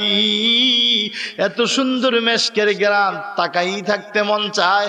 কাছে গিয়ে বললাম, কে, কি আপনার পরিচয়? ডাক দিয়ে বলে, আমি মুহাম্মাদুর রাসূলুল্লাহ সাল্লাল্লাহু আলাইহি ওয়াসাল্লাম। তুমি অনেক দিন ধরে আল্লাহ পাকের একজন প্রিয় মানুষ খুঁজতেছো, যাকে পাইলে তার মতো আমল করে তুমি আল্লাহর প্রিয় হইবা, এইটা তোমার আশা। আমার আল্লাহ তোমার এই দোয়া মঞ্জুর করেছে। এই লোকের দিকে তাকাও, এই মানুষটা তুমি তাকাও, একে তুমি তোমার আদর্শ হিসাবে, তোমার অনুসরণীয় হিসাবে গ্রহণ করো, যাও। এই কথা বলে নবীজি অদৃশ্য হয়ে গেছে, লোকটার ঘুম ভেঙে গেছে। বৃদ্ধ ডাক দিয়ে কই, শুনো, সেই দিন থেকে আমি এলাকায় নিখোঁজ। সেই দিন ফজরে যে বের হলাম, এরপরে আর আমার পরিবার পরিজন আমারে খুঁজে পায় নাই। আমি ময়মনসিংহ শহরের এমন কোন মসজিদ নাই যেই মসজিদের ইমামের চেহারা দেখি নাই, এমন কোন মাদ্রাসা নাই যে মাদ্রাসায় যায় হুজুরদের চেহারাগুলো দেখি নাই। আমি চলে গেলাম দেশ থেকে দেশান্তর, দেশ থেকে দেশান্তর। আমি যত দূর যাই শুধু আলেম ওলামাদের চেহারার দিকে তাকাই, আর স্বপ্নে আমাকে নবীজি যাকে দেখা দিয়েছে ওই চেহারাটা স্মরণ করি। খুঁজতে খুঁজতে খুঁজতে খুঁজতে আমি ঢাকা চট্টগ্রাম পাড়ি দিয়ে নোয়াখালী পাড়ি দিয়ে যখন লক্ষ্মীপুরের রাখালিয়ায় যাই, আমি শুনি এখানে একটা সভা মাহফিলের আয়োজন আছে। ইসালে সোয়াবের মাহফিলে আমি যে বসি, মাগরিবের নামাজের পর স্টেজের মধ্যে সুন্দর একটা মানুষ আসিয়া সূরা ফাতিহা ইখলাস দুরূদ শরীফ পড়াইয়া মুর্দেগানের ইসালে সোয়াব করাইয়া যখন আল্লাহ আল্লাহ জিকির করাইতে লাগলো, আমিও যে মাহফিলে উঠলাম। আল্লাহ নামের জিকির চলে, আর আমি তাকাইয়া স্টেজের দিকে তাকাইয়া দেখি আমার নূর নবীজি যারে দেখাইছে তার না জানি ঘ্রাণ পাওয়া যায়। আমি একবার চোখ বন্ধ করে স্বপ্ন যুগে যারে দেখছি তার চেহারাটা কল্পনা করি, আর একবার চোখটা খুলে স্টেজের দিকে তাকাই। আল্লাহর কসম, যখন আমি আমার চোখ বন্ধ করা চেহারার সাথে চোখ খোলা স্টেজে বসা চেহারার হুবহু মিল পাইয়া গেলাম, আমি যাইয়া তার হাতে বয়াত হইয়া তার কাছে আমি আমার উদ্দেশ্যগুলো খুলে বলে আমি আমার দিন ইমান ইসলাম আকীদা আমল তার থেকে গ্রহণ করলাম। আর চিন্তা করলাম আমি অদম কৃষক মানুষের আল্লাহ যে পথটা দেখাইছে, এই পথটা তো আমার দেশবাসীরে আমার দেখাইয়া দেওয়া দায়িত্ব, মানা না মানা দেশবাসীর ব্যাপার। এই কারণে হুজুরের প্রোগ্রামের ডেট ছিল না, একটা দিনই ছিল বিশ্রামের। আমি জোর কইরা কান্দা কাইটা ওই ডেটটা নিয়ে আল্লাহর ওলিরে হাজির করে দিছি। এখন আমা যা পাইছি আমি তা তোমাদেরকে দেখাইয়া দিয়েছি, এবার মানা না মানা তোমাদের ব্যাপার। কোরআনে যা বলছে ওইটা হইলো থিওরি, আর নবীর জীবনটা হইলো প্র্যাকটিক্যাল। ওইটা থিওরিক্যাল, নবীর জীবনটা প্র্যাকটিক্যাল। নবী প্র্যাকটিক্যালে দেখাইয়া দিয়েছে, কোরআনটা হলো থিওরি। এই কারণে যদি কেউ শুধু থিওরির উপরে চলতে চায় সে হবে পথভ্রষ্ট, যদি সে শুধু কিতাব ধরে পড়তে চায় সে হবে পথভ্রষ্ট। বরং কিতাবের সাথে সাথে রেজালুল্লাহ আল্লাহর পক্ষ থেকে প্রেরিত মানুষগুলোর অনুসরণ করলে সহজ। এখন আপনি বলেন, এই ময়দানে যারা আসছেন বলেন, আমরা কি সবাই কামেল পাস করছি, বুখারী শরীফ পড়ছি? আমরা কি সিয়াসেত্তার সব কিতাব পড়ছি, তাফসীরগুলো সব পড়ছি, উসুল কাওয়ায়েদ বালাগাত এগুলো সব পড়ছি? এখন আমাদেরকে আল্লাহ পাইতে হবে কি হবে না? একজন ইমামের জন্য কবর যেই রকম, একজন কৃষকের জন্য তো কবর সেই রকম, কথা কন। একজন আলেমের জন্য যেই রকম, একজন লন্ডন প্রবাসী ব্যবসায়ীর জন্য তো সেই রকম, কথা কন। না ভিন্ন আছে কিছু, কথা কন? কোনো ভিন্নতা আছে? এখন সবাইকে তো আল্লাহর পথে চলতে হবে, যাইতে হবে, জানতে হবে, ডাকতে হবে। এখন আমরা কেমনে? সবাই তো কিতাব পড়তে পারি না, সবাই তো অর্থ করতে পারি না, সবাই তো তাফসীর করতে পারি না। আমরা কেমনে আল্লাহকে পাইতে পারি? এই জন্য জুগমতে কিতাব দিয়েছে আল্লাহ তাআলা। যারা পড়তে পারে কিতাব পড়ে তারা জ্ঞান নিবে, আমাদের কাছে পৌঁছাইবে। আর আমরা যারা পড়তে পারি না আমরা শুনবো এবং তাদেরকে দেখে দেখে অনুসরণ করে করে আল্লাহওয়ালা হব, কথা কন ঠিক না ঠিক? এজন্য তো কিতাবের পাশাপাশি 1,24,000 রসুল দিয়েছে। যদি কিতাবই যথেষ্ট হইতো তাহলে তো রসুল দিত না। কিতাবই যথেষ্ট না, কিতাব বুঝাইতে হবে, কথা কন। বুঝাইনাওয়ালা সঠিক বুঝাইতে পাইলে সঠিক পাইবে, যদি বুঝনেওয়ালা সঠিক বুঝতে না পারে তাহলে জাতিরে কেমনে সঠিক বুঝাবে? আমাদের সবচেয়ে বড় সমস্যা আজকে এই জায়গায়। আমার দেশে আহলে হাদিস আছে না নাই? জোরে কন, আরো জোরে। আপনি বলেন আল্লাহ রসুলের যুগে কে কে আহলে হাদিস ছিল? সাহাবায়ে কেরামের যুগে কে কে আহলে হাদিস ছিল? তাবিন তাবিনের যুগে কে কে আহলে হাদিস ছিল? বলেন। আহলে হাদিস আমার দেশে আজকে 8-10 বছর। আমাদের দেশে 8-10 বছর আগে এই দেশে ইসলাম ছিল না, আমাদের বাপ দাদারা মুসলমান ছিল না, তারা আল্লাহকে ডাকে নাই, নামাজ পড়ে নাই। তো যদি আহলে হাদিসের মতো নামাজ না পড়লে নামাজ হয় না হয়, ওদের মতো তারাবি শর্টকাট না করলে যদি বেদাত হয়ে যায়, তাহলে আমার দেশে যারা আহলে হাদিস ছিল না পূর্বপুরুষ, তারা কিভাবে আল্লাহর ওলি হইছে বলে? শুনুন, বেদাত কাকে বলে? বেদাত কাকে বলে? বেদাতের পরিণতি কি? হাদিস শরীফ খুঁজে দেখেন। হাদিস শরীফে বলা হয়েছে মান অক্কারা সাহিবা বিদআতিন ফাকাদ আ'আনা আলা হাদামিল ইসলাম। আরেক হাদিসে রাসূল বলছেন ইয়াখরুজু মিনাল ইসলাম কামা তাখরুজু শা'রাতু মিনাল আজিন। একজন বেদাতকারী যত নামাজ পড়ুক, যত রোজা রাখুক, যত হজ করুক, যত যাকাত দান করুক, হাদিসে বলছে ওয়ালা সরফা ওয়ালা আদলা, ছোট বড় কম বেশি যত নেক আমল করুক, কেউ যদি বেদাত করে তাহলে ইয়াখরুজু মিনাল ইসলাম, সেই লোকটা ইসলাম থেকেই বের হয়ে যায়, সে আর মুসলমানই থাকে না। নামাজ রোজা যতই করুক, বেদাতকারী মুসলমান থাকে, ইসলাম থেকে সে বের হয়ে যায়। কেমন? কামা তাখরুজু শা'রাতু মিনাল আজিন, আটার খামির, আটা দিয়া পানি দিয়া খামির বানায় না হোটেলে? কথা বলেন না? বাসা বাড়িতে মা বোনেরা রুটি বানাইলে খামির বানায় কিনা? খামির বানাইলে খামিরের ভিতরে যদি একটা চুল মাথার একটা চুল পড়ে যায়, চুলটা যখন খামিরের ভিতর থেকে আপনি টান দিয়া বাইর করবেন, তাতে খামির কিন্তু টের পায় না। কথা কন? খামির, আটার খামির একটা চুল বের করে আনলে টের পায় না। ঠিক একইভাবে একজন বেদাতি যত নামাজ পড়ুক, রোজা রাখুক, হজ করুক, যাকাত দেখ, ওয়ালা সরফা ওয়ালা আদলা, ছোট বড় যত নেক আমল করুক না কেন, বেদাত করলে তার চুল বের হয়ে যেমন ঈমান বের হয়ে যায় তেমন। চুল বের হইলে খামির যেমন টের পায় না, ঈমান বের হয়ে গেলেও বেদাতি টের পায় না। অর্থাৎ বেদাতকারীর কোনো আমল আল্লাহর দরবারে কবুল হয় না এবং বেদাতকারী সে মুসলমান থাকে না। এ কারণে রাসূল আলাইহিস সালাম আরেক হাদিসে বলছে মান অক্কারা সাহিবা বিদআতিন ফাকাদ আ'আনা আলা হাদামিল ইসলাম। যেই ব্যক্তি কোনো বেদাতিকে সম্মান করলো, বেদাত কাম করে এমন ব্যক্তিকে যদি সম্মান করে, সেজন্য ইসলাম ধ্বংসে সহযোগিতা করলো, ইসলামকে ধ্বংস করে ফেলবো। এখন আপনি বলেন মুনাজাত করা বেদাত, দাঁড়ায়া নবীরে সালাম দেওয়া বেদাত, ইয়া নবী সালামু আলাইকা বেদাত, মিলাদ শরীফ পড়া বেদাত, কবর জিয়ারত করা বেদাত, আব্বা আম্মা মারা গেলে গরিব দুঃখীরে সবাই মিল্লা মিশা দোয়ার আয়োজন করা, কিছু মেহমানদারি করা বেদাত, মাযহাব মানা শিরক, তরিকা মানা শিরক।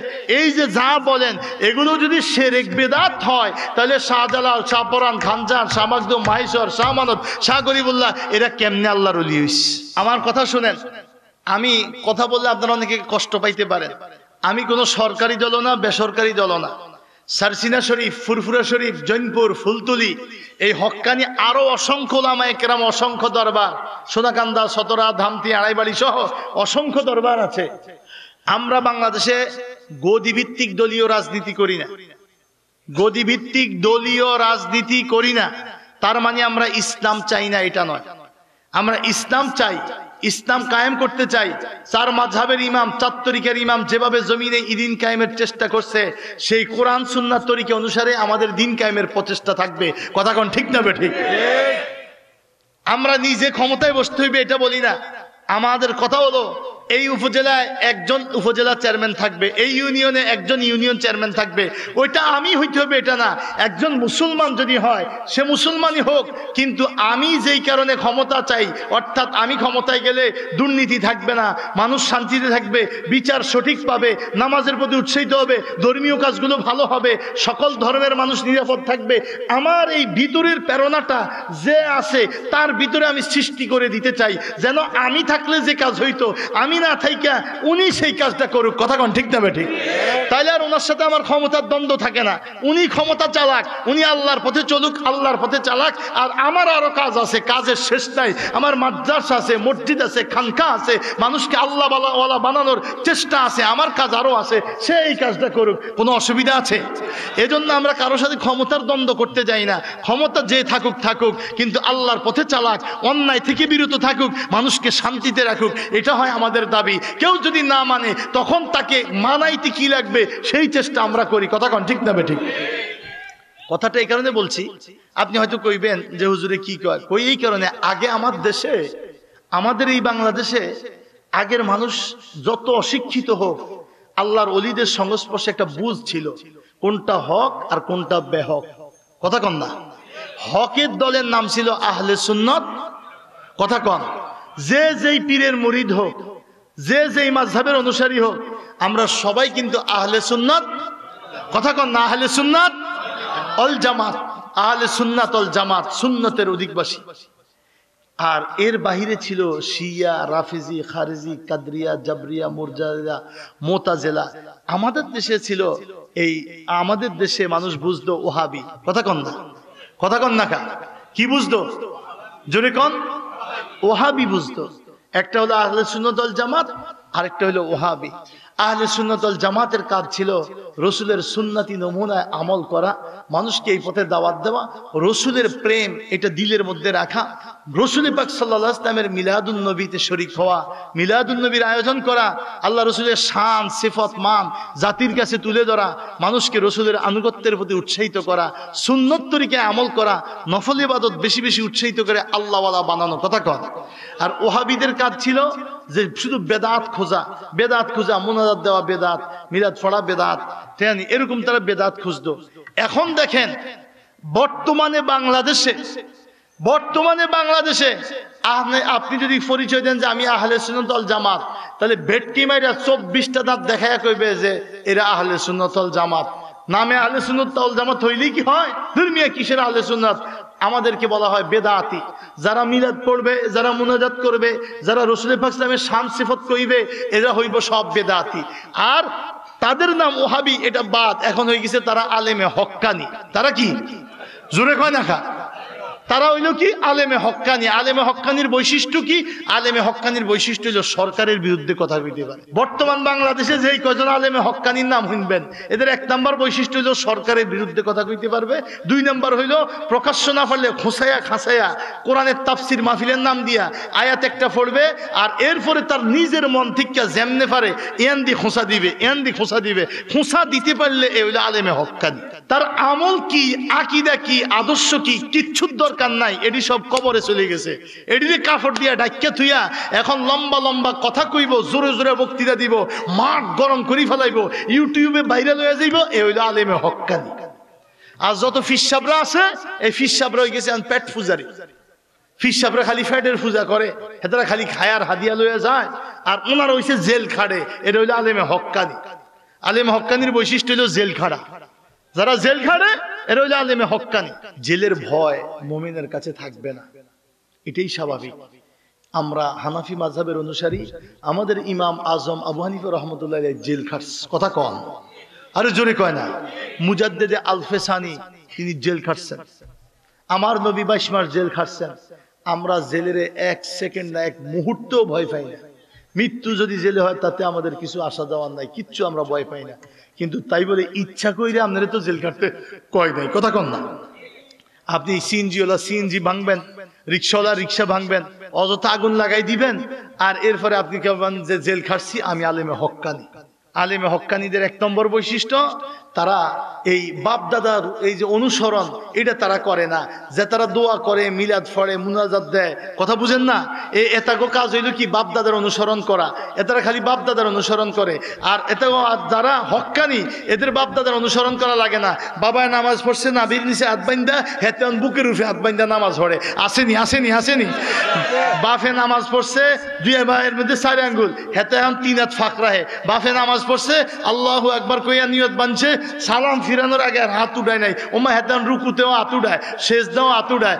বাপে নামাজ শেষে মুনাজাত দিছে বাপ দাদা 14 গোষ্ঠী, হেতন নামাজ শেষ হইলে মুনাজাত দিত না। এর লাগে খালি সুবহানাল্লাহ সুবহানাল্লাহ সুবহানাল্লাহ সুবহানাল্লাহ সুবহানাল্লাহ খালি গনতে দেয় যেন মুনাজাত দেওয়া না লাগে। যখন বেকের মুনাজাত শেষ, হাতে টাস করে উঠি খাড়ি যায়। কথা কন না খা?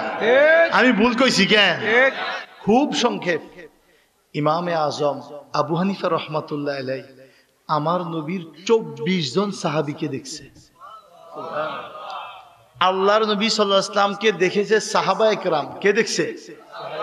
সাহাবায়ে কেরাম। নবীজির নামাজ কেমন ছিল সাহাবায়ে কেরাম দেখছে। সাহাবায়ে কেরাম যেমন দেখছে সেইটা দেখছে ইমামে আজম আবু হানিফা রাহমাতুল্লাহ আলাইহি। ইমামে আজম যেই রকম দেখছে সেই রকম কোরআন কিতাবের সাথে মিলাইয়া সেইভাবে আমাদেরকে জানাইয়া দিছে। কথা কন। তাহলে আমরা কি আবু হানিফার নামাজ পড়ি না আমার নবীজির অনুসরণে নামাজ পড়ি? নবীর অনুসরণের নামাজই আমাদের নামাজ, ঠিক না বে ঠিক? তুমি হানাফি মাযহাবের একটা মাসালা দেখাও যেটা কোরআন হাদিসে নাই। দেখাইতে পারলে হানাফি মাযহাব সাইরাত তোমার মুরিদ। তুমি মিয়া আডার ব্যাপারী জাহাজের খবর লই আইছো, তুমি আইছো মোবাইলের মধ্যে হাদিস দেখতা, তুমি বেশ হইলো জালমুড়ি, সালা হইলা রিক্সা, তুমি কো মসজিদে ঢুকে আমি আহলে হাদিস। যারা লক্ষ লক্ষ হাদিস মুখস্থ জানতো তারা পর্যন্ত নিজের আহলে হাদিস দাবি করতো না। এটা বড় ভয়ঙ্কর জীবন। তুমি কো আমি আহলে হাদিস, আহলে হাদিসের বৈশিষ্ট্য কি? না নামাজ এমনে পড়ি। ওরে বেটা তুই নামাজ এমনে পড়স, এমনে পড়স যে তুই যদি কইতে পারস যে এমনে পড়লে নামাজ হয় না, তাইলে তোরে আমি 10 লাখ টাকা পুরস্কার দেব। এমনে পড়লে নামাজ হয় না, এমনে পড়লে যদি নামাজ হয় তাহলে এমনে পড়লে এই যে দুই মত হয়ে গেল, একজনের এক মুসল্লি পড়ছে এমনে, আরেক মুসল্লি পড়ছে এমনে, এই যে দুই দল হইছে নি, কথা কন না? তো আল্লাহ তো কোরআনে বারবার বলছে আনাকিমুদ্দিন ওয়ালা তাফাররাকু, আসেনি কোরআনে? দিন কায়েম কইরো কিন্তু বিচ্ছিন্ন হইও না, দলাদলি তৈরি করিও না। তুমি তো ইহুদির দালাল, তুমি তো আমার ঘরে ঘরে ঘরে ঘরে মতভেদ তৈরি করার জন্য, মসজিদে মসজিদে মতভেদ তৈরি করার জন্য, বাইরে বাইরে দলাদলি তৈরি করে দেওয়ার জন্য আজকে আমাদের ঘরে আইসা ঢুকছো, কথা কও। যদি তুমি কইতে পারতা যে এমনে পড়লে নামাজ হয় না এই কারণে এমনে পড়ি, তাহলে তোমারে আমরা মানতাম। তুমি দেখাও যে এমনে পড়লে হয় না। যদি তুমি কইতে পারতা যে এমনে পড়লে সওয়াব কম হয় আর এমনে পড়লে সওয়াব বেশি হয়, তাহলে তোমারে মানতাম যে সওয়াব বেশি, আল্লাহ তুমি এমনে পড়ো। সওয়াবও বেশি নাই, সহিও আছে, তাইলে কেন আমাদের মধ্যে দুই ভাগ করে দিলা? তুমি দেখো না হযরত আলী রাদিয়াল্লাহু তাআলা আনহু, যিনি সারাটা জীবন আমার নবীর কদমে ছিল, হযরত আলী শেরে খোদা, যিনি মদিনাতুল ইলম, যিনি আলী উবাবুহা, নবী হলো ইলমের শহর, আলী হলো সেই শহরের দরজা। সে আলী রাদিয়াল্লাহু বলছে ওয়া সুন্নাতু ওয়াদউহুমা তাহতা সুররা, সুন্নাত হইল উভয় হাতকে নাভির নিম্ন অংশে বাঁধা। জোরে কোন সুন্নত হইল উভয় হাত কোথায় বাঁধা? জোরে খান। তুমি কয় ইমামের পিছনেও সূরা ফাতিহা পড়তে হইব, ইমামে কেরাত পড়ে এর পিছে তুমি বইয়া বইয়া সূরা ফাতিহা পড়ো। ক ইমামের পিছেও সূরা ফাতিহা পড়তে হইব, তাহলে ইমামের পিছনে সূরা ফাতিহা পড়তে হইব পাইছত কই? কয় বুখারী শরীফের হাদিসে আছে। কেমনে আছে? কয় হাদিসে আছে লা সলাতা ইল্লা বিফাতিহাতিল কিতাব, সূরা ফাতিহা যদি কেউ না পড়ে তার নামাজই হইতো না। ওরে ব্যাককল, এই কথাটা নবী কইছে মুনফারিদের জন্য, যেই ব্যক্তি একা একা নামাজ পড়ে, অর্থাৎ জামাত পায় নাই, একা পড়তেছে, অথবা সুন্নত নামাজটা পড়তেছে, অথবা ভিতরের নামাজ পড়তেছে, অথবা অন্য কোনো নফল নামাজ পড়তেছে, ওই একা ব্যক্তি যদি ইচ্ছাকৃত সূরা ফাতিহা বাদ দিয়ে দেয় তার নামাজ হইতো না। সে যে একা একা নামাজ পড়ে, যে কোনো নামাজই হোক, একা একা পড়তেছে, সে নামাজ পড়লে সূরা ফাতিহা পড়তে হবে, ওয়াজিব। কথা কন।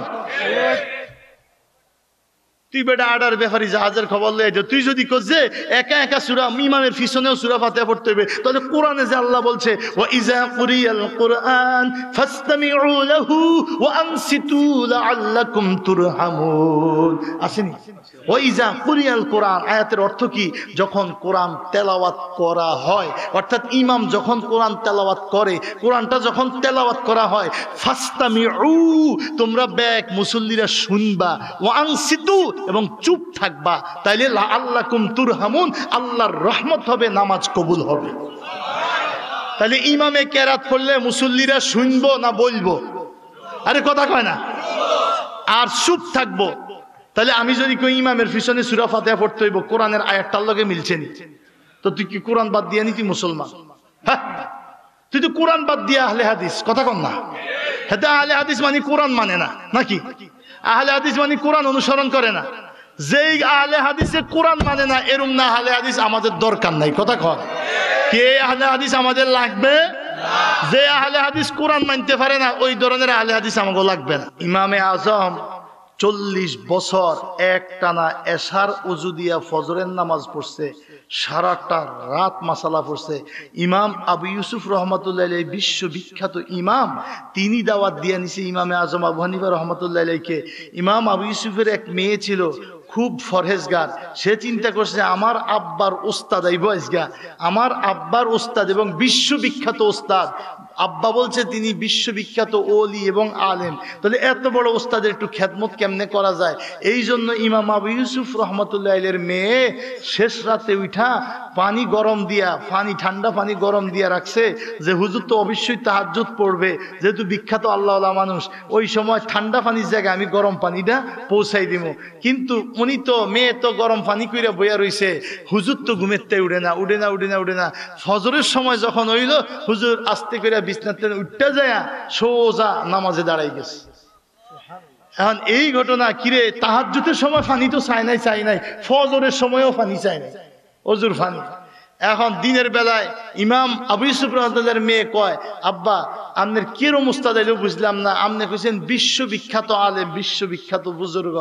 ইমাম আবু হানিফা এত বড় বুজুর্গ ছিল, কোন লোক যদি অজু করতো পানি দিয়া, ওই পানি অজু কইরা সে জাগা, ওই পানি যদি ভাইসা যাইতো নদী দিয়া, ইমাম আবু হানিফা আমাদের পানির উপরে নজর দিয়া কইতে পারতো যে এই লোকের অজুর কারণে পানির সাথে কি কি গুনাহ ঝইরা গেছে, কোন ধরনের গুনাহ জড়ছে ওইটা পানির দিকে ছায়া কইয়া দিতে পারতো। তো মেয়ে কয়, আব্বা আপনারা তো বিশ্ববিখ্যাত বুজুর্গ ওস্তাদ আসলো, বড় আলেম আসলো, আমি তাহাজ্জুদের পানি গরম করে রয়েছি, তাহাজ্জুদ তো পড়লেই না, ফজরের তো চাইবো পানি, হেও চাইলো না, যাই সোজা মসজিদে যাই খাড়ি গেছে ইমামতিতে। আমি বুঝলাম না অজু ছাড়া কেরম না নামাজ পড়ে।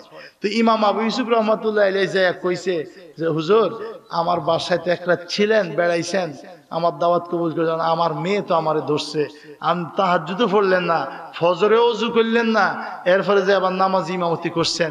ইমাম আবু হানিফা রাহমাতুল্লাহি আলাইহি কয়, বাবা আমি একটা মাসালা অনেক দিন ধরে এটা মিলাইয়া কোরআন সুন্নাহ, কোরআনের সমস্ত নির্যাস হাদিসের লক্ষ লক্ষ লক্ষ লক্ষ হাদিস একসাথ করে এটা কোরআন সুন্নাহ সম্মত কি জবাব, এটা মিলাইতেছিলাম, মিলাইতে একটা মিলাই আরেকটা ইয়ে সামনে, একটা মিলে আরেকটা ইয়ে সামনে, এরকম মিলাইতে যখন 100 নাম্বার মাসালা মিলাইছি, তখন শুনি ফজরে আজান কানে বাড়ি খেয়েছি। তাহাজ্জুদের উক্ত যে কতক্ষণে গেছে এটা আমার খবরই ছিল না। আমি তো সারা রাত ঘুমি যাই নাই, ঘুমাইলে না আমি অজু করতাম, কথা কন না কা, আর জোরে কয় না। 40 বছর একটা না এশার অজু দিয়ে ফজরের নামাজ পড়ে, এরপরে আমাদেরকে শিখিয়ে দিছে অজু করতে গেলে সর্বপ্রথম ঘুম থেকে উঠে অজুর কাছে গেলে পাত্রের মধ্যে আগে এই 2 হাতের এই কবজি পর্যন্ত 3 বার ধৌত করা, এরপরে কুলি করা, 3 বার কুলি করা, এরপরে আস্তে করে নাকের এই জায়গায় নাকে পানি পৌঁছানো, এরপরে এক কানের লতি হইতে অপর কানের লতি, চুলের গোড়া থেকে থুতনির নিচ পুরাটা মুখমণ্ডল 3 বার ধৌত করা, 1 বার দোয়া ফরজ, 3 বার দোয়া সুন্নত, এরপরে হইল হাত কোনই পর্যন্ত দৌত করা, মুস্তাহাব হইল কোনইর উপরেও 4 আঙ্গুল দৌত করা, কারণ কোনই পর্যন্তই যদি দোন তাহলে যদি একটা পশম বাকি থেকে যায় আপনার অজু হবে না, নামাজও হবে না। যদি 4 আঙ্গুল উপরে দোন তাহলে ইনশাল্লাহ কোনই পর্যন্ত নিরাপদ নিশ্চিত, কথা কন। ইমামে আজমের মাসালা, এরপরে মাথার 4 ভাগের 1 ভাগ মাসে করা ফরজ। এখন 4 ভাগের কোন ভাগ, কি সামনের ভাগ না হিসের ভাগ, ডাইনের ভাগ না বামের ভাগ? এই কারণে ইমামে আজমের মাসালা মুস্তাহাব হইল পুরা মাথাটা 1 বার মাসে করা, সুবহানাল্লাহ কন। লগে কানটাও মাসে করা, ঘাড়টাও মাসে করা, কারণ এইটাও মাথার অন্তর্ভুক্ত, এই জন্য কানটাও মাসে করা, ঘাড়টাও মাসে করা। এরপরে ফা একেবারে টাকনু সহ, টাকনুর উপরে 4 আঙ্গুল সহকারে দৌত করা। আপনি এবার যারা আহলে হাদিস দাবি করেন, আমি বলবো আপনি এই অজুর সমস্ত ফরজ সুন্নাত কর্মগুলা একসাথে এক হাদিসে আছে, এটা একটু দেখাই দেন, আমি আপনার 1 লক্ষ টাকা পুরস্কার। আমাগো ক্লাসে আমাগো ছাত্ররা মুক্তবে ফলে, নুরানি ফলে, কথা কন না কা, ওগো নামাজ অজু হুজুরেরা শিখাই দেয়। ইমামে আজম সুন্দর কইরা গুছাই দিছে লক্ষ লক্ষ হাদিসকে একসাথ কইরা, কোনটার পরে কোনটা সেটা আমরা। এখন তুমি যদি কও আহলে হাদিস হইতে হইব, তাহলে এই বাচ্চাই তো এখন লক্ষ লক্ষ হাদিস পড়ে নাই, বাচ্চা কার মতো অজু করব? বাচ্চাটা কার মতো অজু করব? হাফিজি মাদ্রাসার ছেলেরা কার মতো অজু করব? কার অনুসরণ করে অজু করব কও? তুমি যদি কও আহলে হাদিসের অনুসরণ, তো তোমার অনুসরণ করবে কেন কও? ইমামে আজমরা অনুসরণ করা যদি অপরাধ হয়, তো তুমি কোন সলিমুল্লাহ তোমার অনুসরণ করতে? আমরা শ্রেষ্ঠ মাযহাবের শ্রেষ্ঠ ইমামের অনুসরণ করি, তাতে যদি চুলকানি ছুড়ে, তো তুমি কোন সলিমুল্লাহ? কষ্ট পাইছেন আমার কথায়? কষ্ট পাইছেন? তুমি হাদিসে একটা দিয়ে মাসালা দিলে হবে? হযরতে হুজুর ইবনে ওয়াইল, তিনি ছিলেন একজন রাজপুত্র। সে আসছে নবীর দরবারে, আল্লাহর নবী ইসলামের পাশে দাঁড়াইতে হযরত আবু বকর। আল্লাহর নবী হযরত আবু বকরের একটু সাইডে সরাই দিয়া তারে জায়গা দিছে পাশে, কারণ সে নবীর কাছে রাজপুত্র আইছে, কিছুদিন থাকবে, নবীর থেকে যেন শিক্ষা নিতে পারে, এই জন্য নবীর পিছে জায়গাটা দিছে তারে, হযরত আবু বকরে দিছে তার পাশে। আবু বকর তো সব সময়ই আছে, কথা কন না, সব সময়ই আছে, এই কারণে একদম নবীর পিছ বরাবর হযরত আবু বকর দাঁড়াইতেন। তানারে সরাইয়া তারপরে মানে রাজপুত্র হযরত ওয়াইল রাদিয়াল্লাহু তাআলা আনহুরে তিনি জায়গা দিয়েছেন নবীর পিছ বরাবর। সেই হুজুর ইবনে ওয়াইল বলছে, আল্লাহর নবী যখন গায়রিল মাগদুবি আলাইহিম ওয়ালাদ-দাল্লিন সূরা ফাতিহা শেষ করতেন, তখন আমিন বলতেন। খফিদা বিহা সাওতা, রফিয়া বিহা সাওতা, দুইটা হাদিস আছে। রফিয়া বিহা সাওতা আছে হুজুর ইবনে ওয়াইল থেকে, তিনি আমিন জোরে বলতেন, আমরা শুনতাম। সুবহানাল্লাহ কোন। এখন এই শিক্ষাটা তো রাজপুত্রের শিখানের লাইগা যে এই জায়গায় এইভাবে আমিন বলতে হয়। নবীজি সেই কথাটা বলছে, ও শিখছে, এই কারণে সে হাদিসে বলছে যে নবীজি ইসলাম এইভাবে বলতেন। কিন্তু এইটা তো নবী সবসময়ের আমল না। শিক্ষা হয়ে গেলে এরপরে দোয়া করার নিয়ম হইল আস্তে, কথা কন না কা। এজন্য আমিন তো আস্তে, খফিদা বিহা সওতা, আমিন আস্তে। এর অসংখ্য হাদিস আছে। তুমি এক হাদিস দিহা আজকে মসজিদে 2 ভাগ করে দিতে চাও, তুমি আহলে হাদিস। আহলে হাদিস ছাড়া কে আছে বেটা? আমাদের একটা দলিল তো আহলে হাদিসের বাহিরে না। আমরা তো প্রত্যেকটা হাদিস থেকে নিয়েছি। তবে আমাদের হাদিস মান্য কার্য নয়, আমাদের কাজ হলো সুন্নত মানা। কি মানা? জোরে কন। মনে রাখবেন, ওয়াজ শেষ, ওয়াজ শেষ। হে আমার কুলাউড়ার ভাইরা, আর জীবনে দেখা হতেও পারে, নাও হতে পারে। মৃত্যু আপনারও হয়ে যেতে পারে, আমারও হয়ে যেতে পারে। আল্লাহর কসম, আল্লাহর কসম, আল্লাহর কসম, কারো শিখানোর কারণে বা কারো স্বার্থে বা কারো অর্থে যদি কথা বলে থাকি, আল্লাহ যেন জবান বন্ধ করে দেয়। কারো শিখানো কথাও নয়, কারো স্বার্থেও নয়, অর্থেও নয়। আমি আমার সব জ্ঞানে কুরআন সুন্নাহ থেকে যা পেয়েছি সেতটুকুই বলতেছি। ভালো করে খুলে নেন। এই শেষই শেষ নয়, এই আহলে হাদিসই আহলে হাদিস নয়। আপনি মনে রাখবেন, রাসূল আলাইহিস সালাতু ওয়াস সালাম বলছেন, আদ্দু আলাইহা বিন নওয়াজিজ, দাঁতের কোড়ার মাড়িগুলোকে শক্ত করে চাপ দিয়ে ধরো। ফাসায়ারানি ইখতিলাফান কাসীরা, আমি চলে যাওয়ার পরে অসংখ্য মতবাদ এই পৃথিবীতে দেখবে। আল্লাহর নবীর বিদায়ের পরে খারিজি আকীদা সৃষ্টি হয়েছে, মুতাজিলা সৃষ্টি হয়েছে, জাবরিয়া সৃষ্টি হয়েছে, কাদরিয়া সৃষ্টি হয়েছে, মুরজিয়া সৃষ্টি হয়েছে, শিয়া সৃষ্টি হয়েছে। আজও পৃথিবীতে শিয়া আছে, বাকি 5টার সন্ধান নাই। বাকি 5টা কই গেছে? আলী রাদিয়াল্লাহুরে কারা হত্যা করেছে? খারেজিরা হত্যা করেছে, কথা কন না। কোথায় সেই খারেজিরা?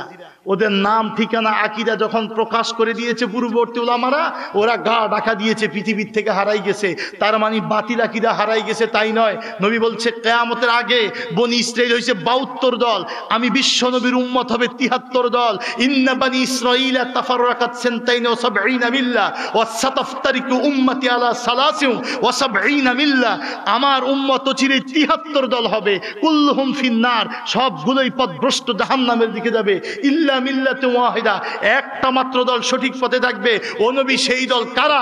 সাহাবারা বলছে ক্বালু মান হিয়া ইয়া রাসূলুল্লাহ, ওগো রাসূল সেই দল কারা? নবী বলছে মা আনা আলাইহি ওয়া আসহাবি, আমি আর আমার সাহাবারা যেই পথে, এই পথে যারা থাকবে তারাই সঠিক দল।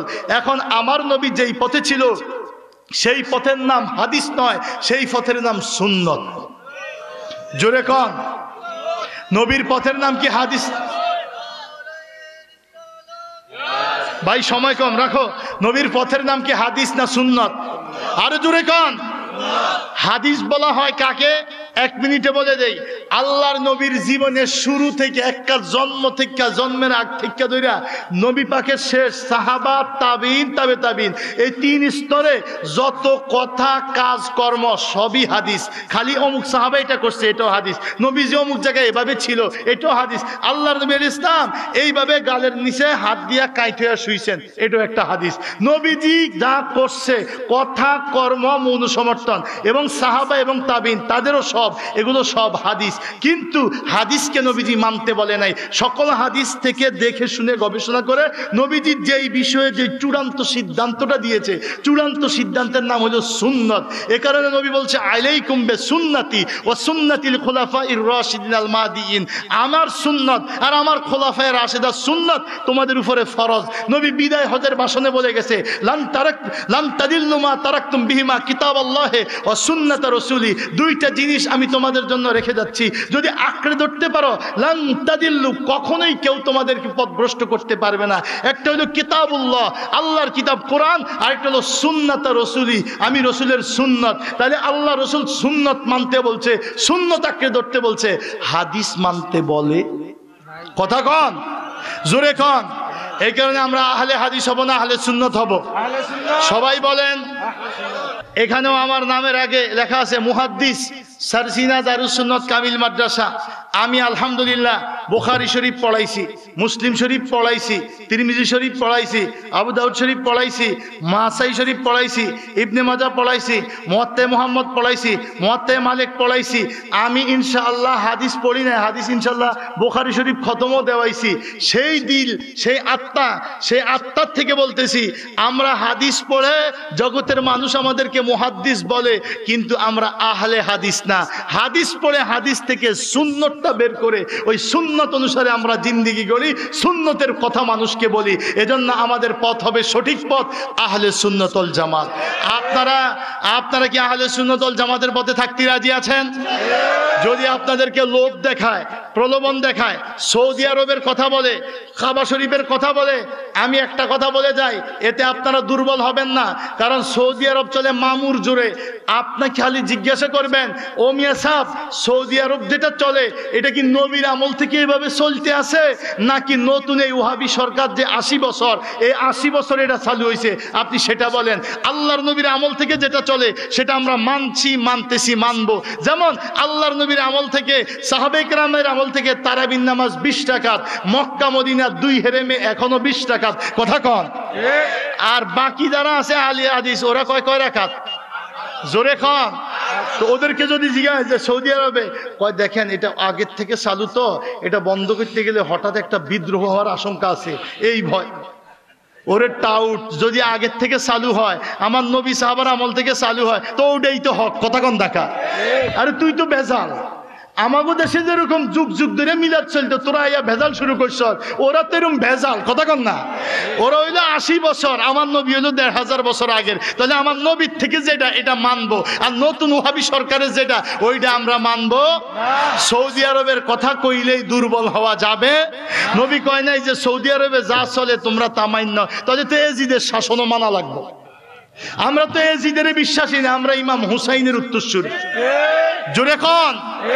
আমাদের রক্তে ইমাম হুসাইনের আদর্শের রক্ত আছে না নাই? আমরা সেই পন্থা, আমরা এজিদের দল না। সংক্ষেপ কথা বলে গেছি, কষ্ট পাইছেন? এজন্য শয়তান কইছিল আল্লাহর চ্যালেঞ্জ দিয়া, ফাবে মা আগওয়াইতানি লা আকুদান্না লাহুম সিরাতাকাল মুস্তাকিম। আল্লাহ বলছে কেমনে বইবি? কইছে আমি ডাইন থেকে, বাম থেকে, সামনে থেকে, পিছন থেকে, চারদিক থেকে আইসা সিরাতুল মুস্তাকিমটার উপরে বসমু। এখন টাকা কামায় আর সিরাতুল মুস্তাকিম হারাই ফেলায়, দেশ থুইয়া বিদেশ যায়, সিরাতুল মুস্তাকিম হারাই ফেলায়। কথা কোন ঠিক না বেঠিক? এই দলে আমরা আছি। আল্লাহ আমাদেরকে সঠিক পথে রাখুক, আমিন। নামাজ পড়বো না ছাড়বো? কথা বলেন। হায়াতে রমজান মাস পাইছে, আছে, কাছাকাছি চলে আসছে। দোয়া করবেন যেন রোজার আগে আমাদের কারো মরণ না হয়। মৃত্যু দিলে আল্লাহ যেন রোজার মধ্যে দেয়, বলি আমিন। রোজা রাখলে মানুষ আল্লাহর প্রিয় হয়ে যায়। রোজায় কখনো আপনার শরীরের অসুস্থতা দূর হবে, রোজায় কখনো মানুষ অসুস্থ হয় না। আল্লাহ তাআলা একান্ত অসুস্থ যারা, মুসাফির যারা, তাদেরকে এমনি মাফ করে দিছে আল্লাহ নিজেই। কথা কন না। কিন্তু সুস্থ মানুষ রোজা রাখলে অসুস্থ হয় না, রোজা রাখলে মানুষ আরো সুস্থ হয়ে যায়, আলহামদুলিল্লাহ। এজন্য রোজার মাসে রোজা ছাড়বো না। আমাদের বালিকা মেয়ে, বালিক ছেলে, এই ছেলে মেয়েদেরকে রোজা রাখতে অভ্যস্ত করব। আমরা গার্ডিয়ানরা শাসন করব, আদর্শ দিয়ে বুঝাবো, মায়া করব, ভাই ভাইকে বুঝায়া রোজার প্রতি উৎসাহিত করব। রোজার মাসে কখনো কোথাও অন্যায় হইতে দেব না। তারাবির নামাজগুলো সঠিকভাবে আদায় করব।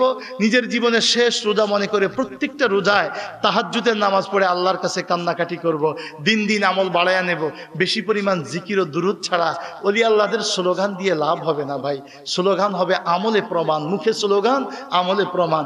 যত রিক্সা চালাই, ভ্যান চালাই, গাড়ি চালাই, ব্যবসা করি, কৃষিকাজ করি, যে যা করি, মুখে বেশি বেশি জিকির রাখবো। সর্বাবস্থায় হাঁটতে, চলতে, উঠতে, বসতে আল্লাহর জিকির ওযু ছাড়াও করা যায়। আর দুনিয়ার যত ঝামেলা, জবানে জিকির থাকবে, দিলে আল্লাহর প্রেম থাকবে, দুনিয়ার যত বিপদ, শত্রু, ঝামেলা সব ফানি হয়ে যাবে, সব ফানি হয়ে যাবে। আর আমার কামলিওয়ালা নবীর উপরে যত দুরূদ পড়বেন তত আল্লাহর রহমতের ছায়া পাইবেন। আল্লাহ তাআলা আমাদেরকে ঈমানদার, আমলদার কবুল করুক, আমিন। আল্লাহুম্মা আমিন। الصلاة والسلام عليك يا رسول الله الصلاة والسلام عليك يا حبيب الله الصلاة والسلام عليك يا شفيع المذنبين الصلاة والسلام عليك يا رحمة للعالمين ও মহান মালিক আমাদের রব রব্বুল আলামিন সৃষ্টিকর্তা লালনকর্তা পালনকর্তা হায়াতদাতা সর্বশক্তিমান মহাপরাক্রমশালী আল্লাহ এই মাহফিলের সূচনা থেকে আখিরি মুনাজাত পর্যন্ত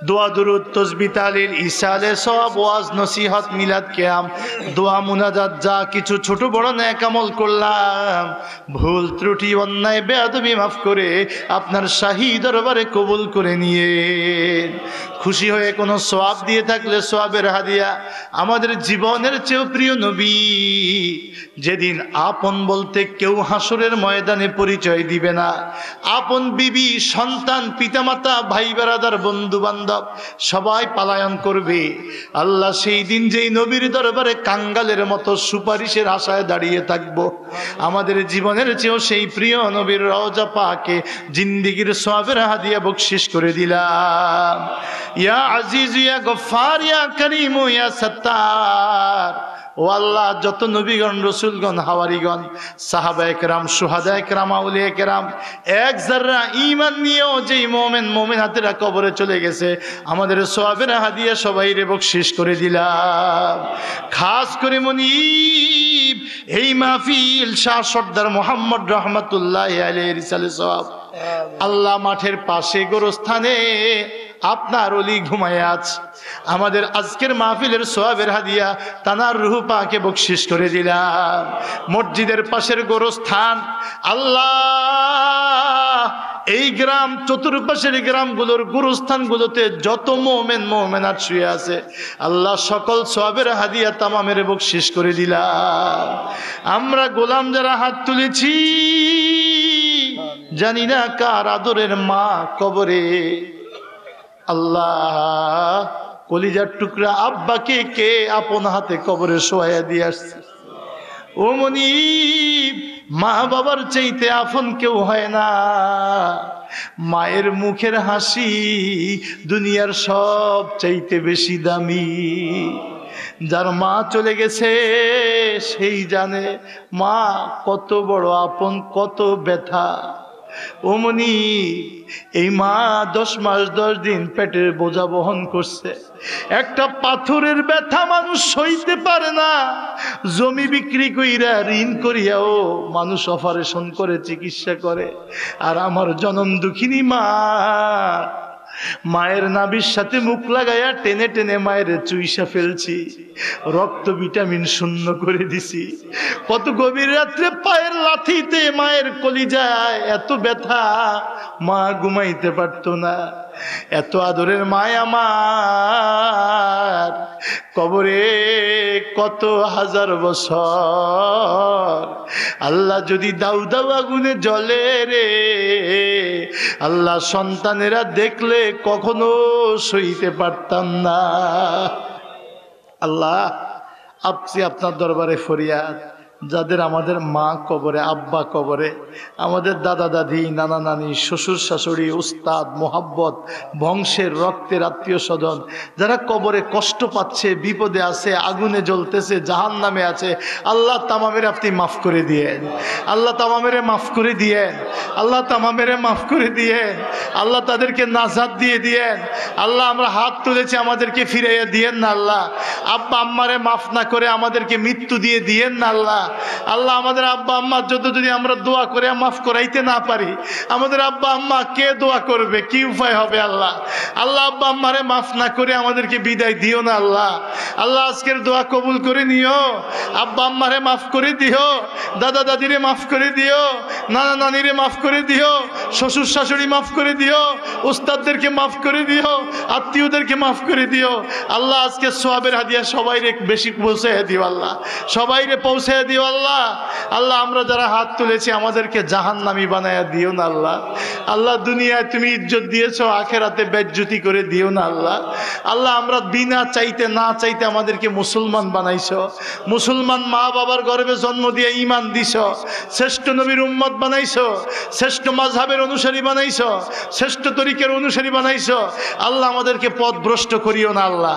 সকল ফিতনা ধোঁকা থেকে হেফাজত করে দিও আল্লাহ। ঈমানের শক্তি বাড়াইয়া দিও আল্লাহ। আমলি মজবুতি দিয়ে দিও আল্লাহ। আল্লাহ আমাদের ঘরে ঘরে শান্তি দিয়ে দিও। সুদ ঘুষ ভেজাল হারাম কামাই থেকে হেফাজত করে দিও আল্লাহ। সবাইকে তুমি কবুল করে নিও। প্রবাসীদেরকে হেদায়েত, বরকতি, রিজিক আবার মায়ের বুকে ফিরাইয়া দিও আল্লাহ। আল্লাহ এই এলাকার ঘরে ঘরে আলেম তৈরি করে দিও, হাফেজে কোরআন তৈরি করে দিও, হেদায়েতের ধারা জারি রাখিও। আমার মা বোনদেরকে পর্দা ও হেদায়েত নসিব করে দিও। আমাদের মা বোনদের ইবাদত কবুল করে দিও। এই মাহফিল কিয়ামত পর্যন্ত হক্কানি আলেমদের দ্বারা কবুল করে দিও। এই এলাকার যুব সমাজ যে আবেগ আগ্রহ দেখাইছে, আদব দেখাইছে এই মাহফিলে, আলেমদের খেদমত যে আদব দেখাইছে আল্লাহ, আল্লাহ এদের সব থেকে তুমি একজন ছোট হইলেও অলি কবুল করে নিও। অলি না বানাইয়া কাউরে মরণ দিও না আল্লাহ।